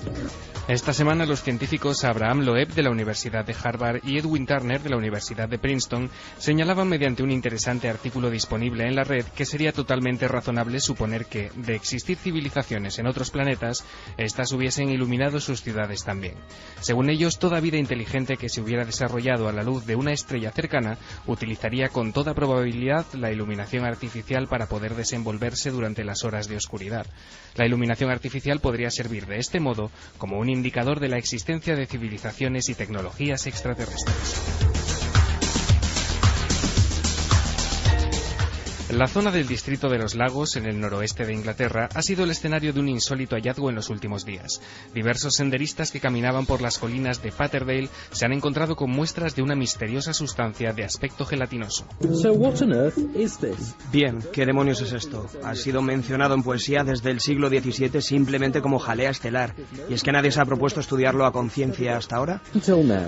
Un experto en algas del Real Jardín Botánico de Edimburgo está estudiando el hallazgo, que ha sido bautizado por los medios ingleses como The Blob. Su origen sigue siendo un misterio y la red se ha encargado de propagar las más diversas teorías sobre su procedencia. Desde la estupenda web El Transbordador, Miguel Ángel Alcalá se ha puesto en contacto con Josep María Trigo, científico titular del CSIC, para preguntarle a qué puede ser debida la aparición de este material. Como respuesta a las consultas realizadas, el señor Trigo asegura que hay que descartar cualquier hipótesis fantástica y apunta a la posibilidad de que los meteoritos conocidos como cóndritas carbonáceas, ricos en agua y material orgánico, podrían tener algo que ver.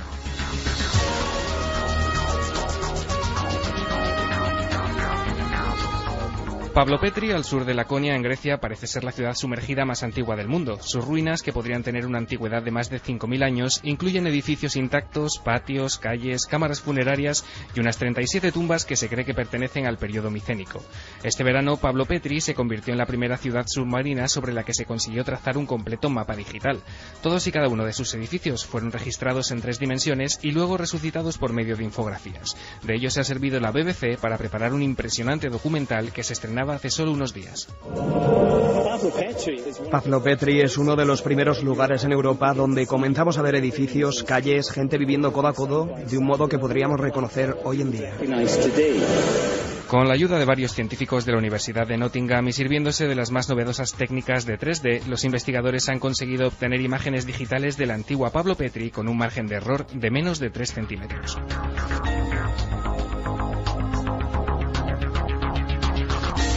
Ha sido sin duda uno de los vídeos de la semana en la red. Unos turistas británicos aseguran haber estado muy cerca de un extraterrestre mientras visitaban la ciudad de Manaus, al norte de Brasil, cerca de la confluencia del Río Negro con el Amazonas. La meta principal de la grabación era grabar en la cinta a un grupo de jóvenes muchachos nativos. Sin embargo, detrás de los niños parece apreciarse una criatura peculiar.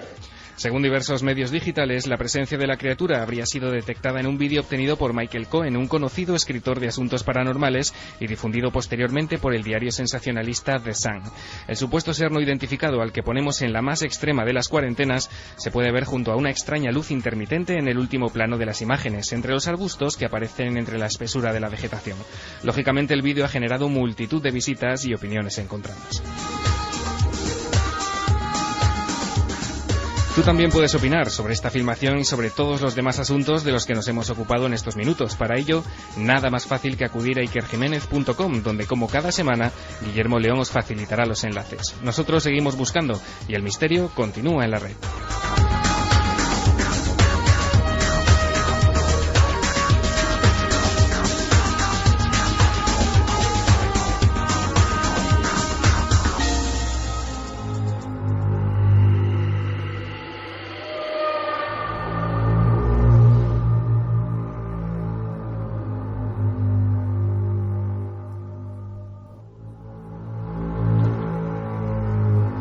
Y después de toda la actualidad en el mundo de la red, volvemos a lo ancestral, porque esta práctica parece eso, ancestral, irracional, inconcebible. Se ha hablado mucho en nuestro país de ritos mortales por parte de sectas, pero luego cuando uno indaga, no hay tanto demostrable, y menos con esas sectas casi goyescas que aniquilan niños, ¿no? Uno de los grandes mitos del satanismo. Y luego, repito, no hay tantos datos, o no salen a la luz, o mueren en los archivos policiales. Esto ha estado a punto de suceder, y repito, a raíz de la exclusiva dada por el diario ABC, salió en un recuadro de portada, y después silencio. Hemos podido hablar con la compañera, una fenomenal periodista, repito, Cruz Morcillo, hemos hablado largo y tendido con ella, y ahora mismo hay secreto del sumario. Pero el titular era curioso, llamaba la atención, ¿verdad? Sí, el titular os decía, la Guardia Civil investiga el asesinato de una bebé a manos de una secta hace 30 años. Lo que había descubierto Cruz es que Ainara, se llamaba la niña, perdió la vida o la asesinaron cuando tenía 14 meses de vida. Al parecer sus padres pertenecían a una secta, había médicos por en medio implicados que también pertenecían a ese grupo sectario y la dieron como un sacrificio. Vamos a hacer una cosa, vamos a conectar con Pamplona, con la SER en Navarra, en la capital de Navarra. Álvaro Valderrama es el autor de estos datos, primero por la pluma porque tampoco hay mucho más, pero escuchad porque si esto se confirma, y hay investigación abierta ahora mismo oficial de la Guardia Civil, en fin, supera cualquier película de ficción. Está pasando ahora mismo, es un caso de hace 30 años que por lo tanto habría prescrito. También vaya injusticia, ¿no? Yo a veces me pregunto cómo puede prescribir una cosa criminal. No sé, o una cosa de otra índole, pero criminal. O sea, has matado a alguien y porque ya ha pasado X tiempo ya no eres culpable. No, es que la ley... Bueno, claro, pero a veces es incomprensible la propia ley. Vamos a escuchar a nuestro compañero Álvaro Valderrama para que tengáis todos los datos de algo que, y a mí me parece misterioso, sale en un medio como ABC y nadie se pregunta nada. Y nadie sigue indagando. Sabemos que Cruz Morcillo sigue investigando, claro que sí. pero el resto de colegas como que no ha hecho mucho caso. En fin, sorprendente. Yo creo que la historia tiene enjundia, por desgracia dramática, un poco semilla del diablo, como hablábamos la semana pasada. Escuchad y a ver qué opináis. Sucedió en Lesaca, uno de los pueblos más septentrionales de Navarra, una zona salpicada de caseríos, y en uno de ellos se sospecha que el fanatismo de unos padres integrantes de una secta acabó con la vida de la pequeña Ainara. Era un bebé de 14 meses que, cuentan, fue enterrado cerca de la que fue su casa. De esto hace casi ya 3 décadas. Hoy la Guardia Civil investiga ese asesinato gracias a que alguien decidió que el silencio estaba siendo demasiado largo y denunció los hechos. La operación Ainara busca arrojar luz a un delito de asesinato y encubrimiento. De momento ya han sido imputados y llamados a declarar exintegrantes de la secta en lugares tan dispares como Elda, Hoyo de Manzanares o Rota. La Guardia Civil no ha confirmado si entre ellos están los padres de Ainara. La investigación está bajo secreto de sumario. Ahora lo más difícil será encontrar a un bebé víctima de un cruel sacrificio y hasta hace poco enterrado en el olvido. Puede ser la punta de un iceberg, pero es la eterna historia que cuentan. Qué ejemplo, ¿no? Aquí vamos a la inversa. Parecía una leyenda urbana, eso de ritual y deshacerse de los restos. Ha ocurrido en Europa en algunas ocasiones. En España yo creo que no había confirmación con niños de este tipo de ritos. En León había un caso. En León había un caso de una secta donde podía haber sacrificio de niños también. Desde luego mucho menos probado que esto con investigación de la Guardia Civil, ¿no? Sí, sí, con investigación. Me imagino que además se han logrado localizar a los miembros de la secta, sabrán a qué secta se referían, a qué secta, la secta que estaba involucrada, ese grupo que después de ese crimen parece que se disolvió, que cada uno siguió haciendo su vida. Los padres afirmaron que en un viaje que habían hecho a Londres la niña había muerto allí de un ictus y que entonces ya que su cuerpo estaba allí, pues que la enterraron allí, por eso no había parte de defunción. Fue una forma de tapar ese crimen, y hasta que 30 años después alguien ha decidido volverlo a sacar a la luz, abrir la boca. Tal vez la conciencia no le ha dejado continuar más tiempo.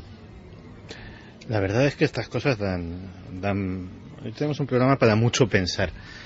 Tú fíjate, qué sensación esas personas que han asistido a ese rito atroz de quitarle la vida a un ser humano indefenso, y luego se disuelve el grupo y durante 30 años estás conviviendo con tu abogado o tu médico o el señor que te lleva en el autobús. Tampoco tiene por qué ser de determinadas profesiones, y es una persona que detrás de sus ojos, ahí en el almacén de su mente, tiene esas imágenes y pasa por absolutamente normal. Eso es una de las cosas, eso es de las que a mí me dan miedo, a mí personalmente, el que a veces las personas bajo un barniz de la más absoluta y total normalidad esconden secretos horrorosos. Claro, porque esto es inconcebible, ¿no? Esto dices, no puede pasar. Pero que tienen que tener en la cabeza unos padres para sacrificar a una niña, a su propia hija de 14 meses. O sea, ¿qué tienen que tener en la cabeza esos padres para, por algo que sea? No sé si por los ovnis, si por el demonio, no sé qué tipo de secta es, pero en cualquiera de los casos, para dar una vida que ha tenido la madre dentro de su cuerpo y sacrificar a esa niña pequeña. Hay cosas que no son comprensibles. Es importante, 2 elementos importantes. Seguiremos la pista. Si alguien sabe algo, por favor, ocurre en Lesaca, Navarra, la investigación. Una zona preciosa, por otro lado, una zona espectacular, de caseríos muy aislados también. En uno de ellos, y con personas, según informa ABC, de alto nivel cultural, en uno de ellos, digo, ocurrió el espanto, ¿no? Un rito. En España no estamos hablando de la Unión Soviética, de las parameras de Estados Unidos o de un reducto extrañísimo y selvático, no sé, de Indonesia, no. Navarra, norte. Guardia Civil, secreto de sumario. Reinvestigación, 30 años después. Buscan con georradar los restos de esa niña inocente. Y va a ser difícil porque son unos restos muy pequeñitos y han pasado muchísimos años. Y en una zona de campo, de caseríos, muy con fértil, los animales, además.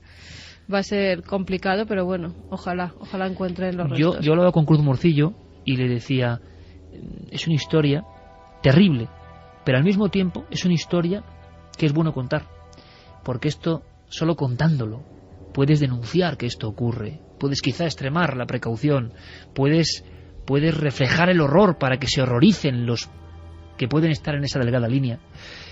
Y esto es le decía, para un libro, si logras tirar del hilo. Nosotros, bueno, todo lo que consigamos, ella es la autora de la investigación y una exclusiva periodística impresionante. Yo creo que impresionante. Nunca había visto en la prensa española, en una portada, en un recuadro, la Guardia Civil investiga el asesinato de una bebé a manos de una secta hace 30 años. No ha ocurrido muy lejos, ha ocurrido aquí. Y luego lanza otra pregunta. ¿Y ese silencio? Yo no sé. En fin, no voy a seguir hablando, pero yo no entiendo nada que no se esté investigando a tope, pero la teledirección de muchas cosas, la cloroformación de muchas cosas, todos hablando de lo mismo todo el rato. Es que hay que hacer un esfuerzo, es que no viene en internet. La información hay que ir hasta allí.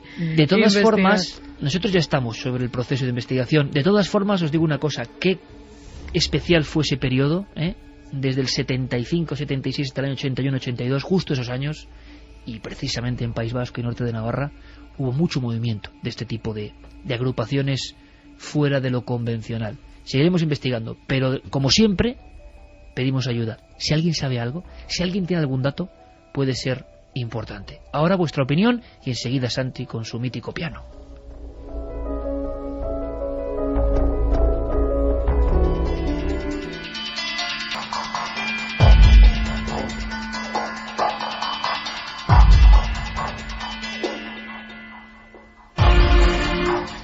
Vamos con mensajes de los oyentes. A Vigor nos dice: en el cuartel que estuve había una garita arrestada porque un militar se suicidó en ella. Posiblemente fuera su gestión, pero siempre durante años olía a pólvora, y eso que la habían pintado. Tomás nos decía: he oído hablar de las garitas en Jaca, en la escuela militar de montaña. Había una garita arrestada. Me acuerdo que le llamaban la garita de la muerte. Cuentan que allí mataron a un soldado. Fíjate, muy cerca de... relativamente, ¿no?, de Cerler. David dice: sí que se pasaba miedo en esas garitas, solo, con muchos ruidos lejanos. A las 3 o 4 de la mañana estuve en un par de ellas, muy viejas. Se veían señales de disparos marcadas en Mérida. Ángel nos dice: yo también hice la mili en automóviles en Getafe y luego en el cuartel general en Moncloa. Ya hablamos en su día del fantasma del Torreón 4, ¿os acordáis? Pues yo ahora mismo no me acuerdo ahora mismo. Pedro José Fernández dice: hola amigos, soy Pedro José en ruta. Yo hice la mili en el CIM de San Fernando, Cádiz, y allí estaba arrestada la piscina en el año 94 por una novatada. Tiraron a un recluta nuevo dentro de una taquilla como broma y se ahogó. Tiraron al recluta dentro de la taquilla a la piscina. Lo de las novatadas es que era otro capítulo. O sea, había gente que no tenía ninguna intención de suicidarse y algunos, después de pasar por las novatadas, a lo mejor les cambiaba de idea. En una taquilla cerrada lo tiraron a la piscina. Concebible, cosas, no te voy a decir que peores, pero cosas similares he oído yo en mi época de recluta. Garitas e historias. ¿Qué parte de leyenda, qué parte de verdad? Intentaremos descubrirlo. Por cierto, ¿la encuesta?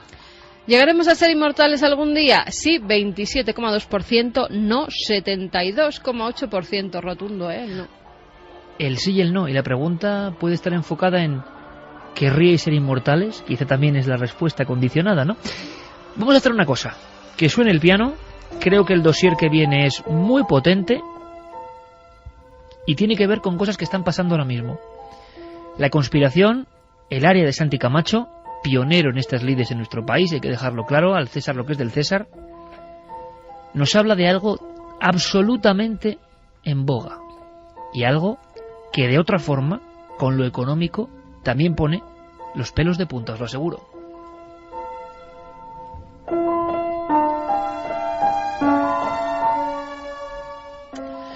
Pues yo creo que la gran pregunta que se hacen constantemente todos los aficionados a las conspiraciones, a la criptopolítica, a este género a caballo entre lo misterioso y lo oculto, es ¿quién manda en el mundo? Yo creo que libros sobre sociedades secretas, sobre grupos crípticos, sobre extrañas sectas, salen constantemente para intentar responder a esa pregunta. Y últimamente yo creo que cualquiera que esté un poco atento a las noticias, pues tiene que ser muy ingenuo para no hallar una respuesta. En el mundo manda el dinero. Pero el dinero, como todos los tiranos, tiene que rodearse de una guardia de corps, de un grupo de pretorianos, de un brazo armado dispuesto a llevar a cabo sus acciones más sucias y violentas. En este caso, en el caso del dinero, ellos se hacen llamar los sicarios económicos.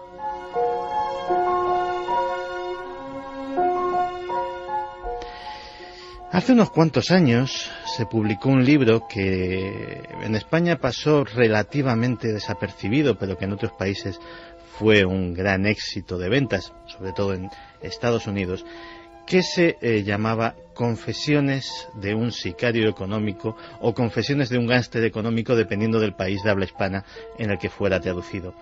El autor de esta autobiografía, que no es una autobiografía ficticia, es un hombre de carne y hueso con una autobiografía real, se llama John Perkins. Y John Perkins en este libro se autoflagela y se arrepiente de haber actuado como sicario económico durante años. Y relata su carrera y destapa los intríngulis, destapa las prácticas que lleva a cabo este hombre y los que como él son respetados miembros de la comunidad financiera internacional.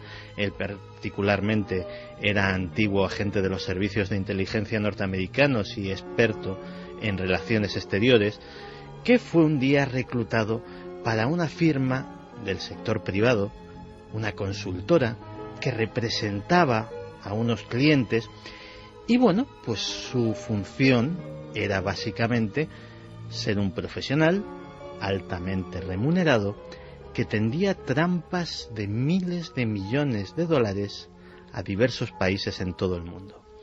Pero, ¿qué es exactamente y cómo actúa? Yo creo que el propio John Perkins es la persona que nos lo puede explicar mejor.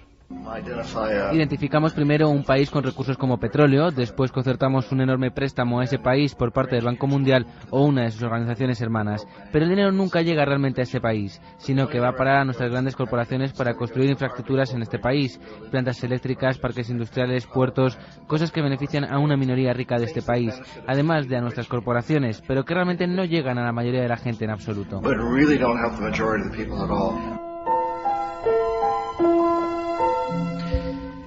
Es decir, John Perkins llegaba a un determinado país y le decía al presidente, bueno, pues yo creo que usted lo que necesita es una ayuda para el desarrollo y hacer carreteras y infraestructuras diversas, y para eso le voy a gestionar ese gran préstamo con el Banco Mundial, el FMI o algún banco privado. Pero claro, esas infraestructuras las tienen que hacer las empresas a las que yo represento. Hasta ahí está bastante bien, es decir, estamos casi ayudando al desarrollo. Pero, ¿qué sucedía si no se puede pagar? Porque claro, esa es la clave del negocio.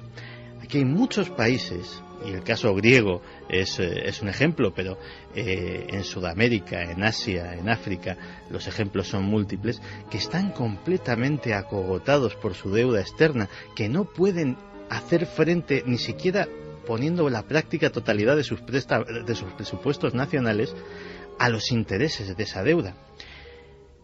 Pues precisamente eso era lo que interesaba, que no pudieran pagarse. Al contrario que todos los prestamistas del mundo, los jefes de los sicarios económicos prefieren que no se les pueda pagar. John Perkins nos explica por qué. Sin embargo, esa gente, el país entero, se queda soportando una enorme deuda. Es una deuda tan grande que no pueden devolverla, y eso es parte del plan, no poder devolverla. Así que en algún punto los sicarios económicos vamos y les decimos, escucha, has perdido mucho dinero y no puedes pagar tu deuda, así que véndele tu petróleo muy barato a nuestras compañías petrolíferas, permítenos construir bases militares en tu país o envía tropas a apoyar las nuestras en algún lugar del mundo, como Irak, o vota a nuestro favor en la próxima decisión de la ONU.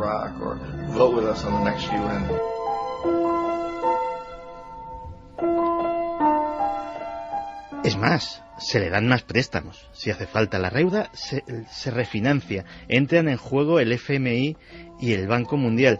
Y claro, uno puede llegar a pensar, bueno, pero es que los presidentes de todos estos países son todos personajes negligentes que se dejan engañar por estos personajes siniestros.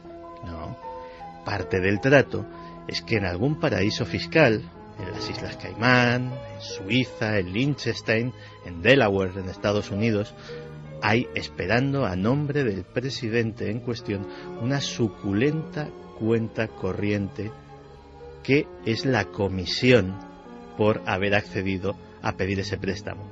El que lo ha pedido, el dirigente, no pierde nada, como mucho supuesto en las elecciones, porque luego esa deuda no la va a pagar él, la van a pagar sus ciudadanos durante años y años, durante décadas. Cuando llega ese punto en el que ya no se puede pagar, entonces las instituciones internacionales como el Fondo Monetario Internacional o el Banco Mundial hacen lo que se denomina, que también está muy en boga, un plan de ajuste. Esos planes de ajuste es precisamente el punto al que se quiere llegar cuando se ha iniciado todo este proceso, y es básicamente el desguace, el desmantelamiento parte por parte del país para repartirlo entre corporaciones internacionales. Nos lo explica John Perkins. Privatizar la compañía eléctrica del país y su sistema de aguas, vendiéndonosla a nosotros, las corporaciones estadounidenses u a otras corporaciones multinacionales, y esta situación se extiende y es muy típico que de la forma que trabajan el FMI o el Banco Mundial dejen a un país con una deuda tan grande que de hecho no pueden pagarla, y entonces les ofreces refinanciar la deuda y pagar aún más intereses. Y exiges este quid pro quo, lo que se llama condicionalidad o buen gobierno, que consiste básicamente en que ellos tienen que vender sus recursos, incluyendo muchos de sus servicios sociales, sus servicios públicos, a veces sus sistemas escolares, sus sistemas penales o sus sistemas de seguros, a corporaciones extranjeras.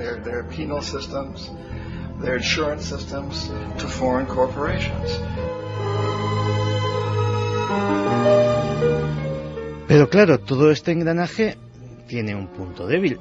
¿Qué sucede si por casualidad el sicario económico da con un presidente honrado? Que alguno habrá por ahí, digo yo.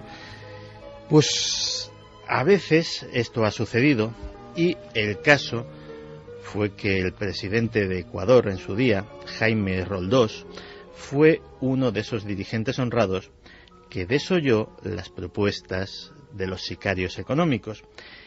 Y unas semanas después, su avión sufrió un accidente fatal en el que falleció. John Perkins recuerda perfectamente aquel accidente. Apenas el avión se estrelló, todo el área fue acordonada. Los únicos autorizados fueron militares de una base estadounidense cercana y algunos militares ecuatorianos. Cuando se inició la investigación, 2 de los testigos clave murieron en accidentes de coche antes de que tuvieran la oportunidad de testificar. Sucedieron muchas cosas extrañas alrededor del asesinato de Jaime Roldós. Tanto yo como la mayoría de los que analizaron este caso no tuvieron ninguna duda de que fue un asesinato. Y por supuesto, en mi posición de sicario económico, obviamente esperaba que algo le sucediera a Jaime, ya fuera un golpe de estado o un asesinato. No estaba seguro, pero tenía que ser eliminado porque no se estaba dejando corromper de la manera que nosotros queríamos hacerlo.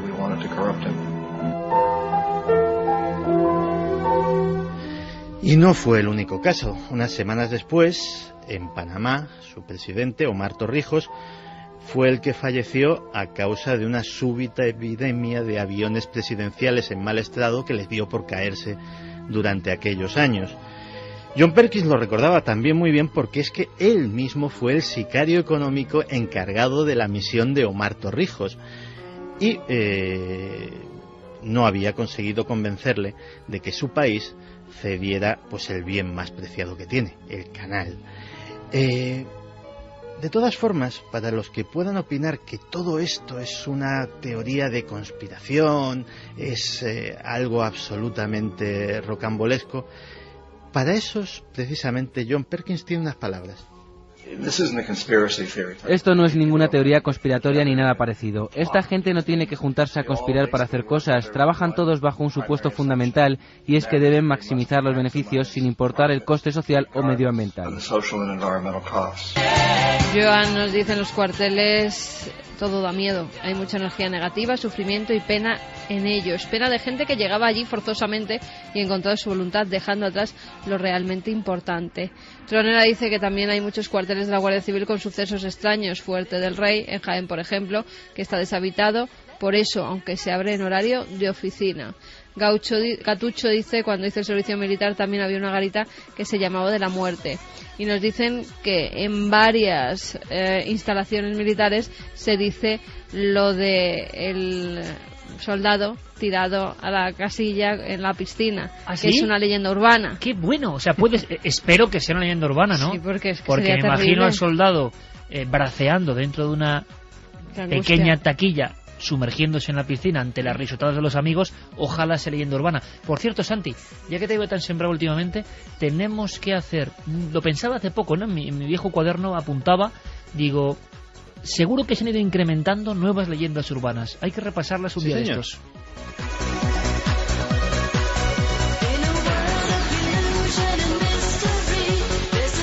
Vamos con los ganadores de estos libros. Cuando oigan su nombre, que nos manden sus datos para que les enviemos a los domicilios los libros, porque algunos de ellos pues son mensajes de la página web o de Facebook o de Twitter, y entonces no tenemos sus datos. Veo la cruz de Caravaca ya en portada. Sí, la cruz de Los Ángeles, de Antonio Lázaro, que lo publica Suma de Letras. También está 2255, El rugir de los tiempos, que da mucho miedo, y El valle de las sombras. Ganadores. Alex es uno de ellos, que dice: antes de preocuparnos de vivir tantos años, deberíamos preocuparnos de aprovechar al 100% los pocos que vivimos. Un abrazo y gracias por ser como sois.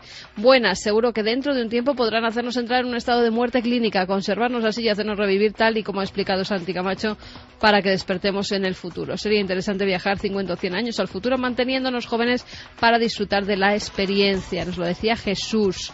Me llamo David, soy de un pueblo de Soria, no me pierdo uno de vuestros programas, este me gusta especialmente. Un relato de Howard Phillips Lovecraft llamado Herbert West, Reanimador. Trata sobre un doctor ficticio de la ficticia Universidad de Miskatonic. Mira cómo Santi se lo sabe. Que se dedica a intentar reanimar cuerpos una vez muertos bajo la teoría compartida con el biólogo y filósofo por leerlo rápido, filósofo alemán Ernst Haeckel, que te queda vida, que es un proceso químico y físico, y por lo tanto se puede reanimar un cadáver mediante la química. Cuanto más fresco sea el cadáver, mejor. Tú sabes que leer tan rápido se lo puede hacerlo Fermín Agustí. O traduce. Sí, casi, sí. Se convierte en un autómata que traduce a una gran velocidad. Por cierto, que en las noticias ha habido información jugosísima. Sí. Una de esas noticias tenía que ver con Bram Stoker, el padre de Drácula, que tenía al parecer otra novela muy parecida a la idea de Guy de Maupassant, ¿no? El Orla, la sombra que devora a otros, ¿no? Como esos cuadernos que tienes tú ahí, que vas poniendo apuntes y a veces haces novelas y otras no, pues tenía esos apuntes y en algunos daba puntadas sobre Drácula, algunos personajillos que luego sí que aparecieron. Bueno, pues de repente nuestro compañero Geray, que había, en fin, sacado todos los grandes éxitos, se ha hecho una especie como de carpetón de grandes éxitos, porque escuchaba así como entre pesadilla y vigilia a Tembi, ni más ni menos. Pero nos vamos a despedir. Es que también es DJ. Sí, claro. Ahí que nos vamos a despedir con alegría, pues eso, para toda la gente que nos ha escrito, que, en fin, que está la cosa un poco apretada. Que está en hospitales, sobre todo la salud es lo más importante, así que todo es una gran mejoría. Hemos hablado sobre la inmortalidad, aunque hay que fijarse mucho en la mortalidad y preservarse, cuidarse y no solo disfrutar, ¿no?, sino emplear, creo, la vida con cierta coherencia y consciencia. Solo a veces cuando ocurre un gran desastre, qué misterio de la mente humana, ¿verdad?, es cuando recapacitamos, reiniciamos el sistema e intentamos vivir acorde con la maravilla de la vida. Que no pase eso para que lo hagamos, ¿no? Yo creo que debía ser algo natural en nosotros. Geray Martínez, maestro, muchísimas gracias, hemos disfrutado mucho. Carlos Largo, Fermín Agustí, Santi, compañero. Pues mañana será otro día y nos vemos en la tele. Mañana en la tele y en 7 días aquí con muchas más cosas, como hoy. Un abrazo. Un abrazote. Mañana con muchísimas historias en la tele. Yo creo que van a ser sorprendentes. No digo nada porque quiero que os sorprendáis. Sobre las 12:30, un poco más pronto. Claro que sí, a esa hora nos veremos. Un beso para todos. Un beso, alegría, abrazos, sed muy felices, amigos, y un poquito de alegría para todos.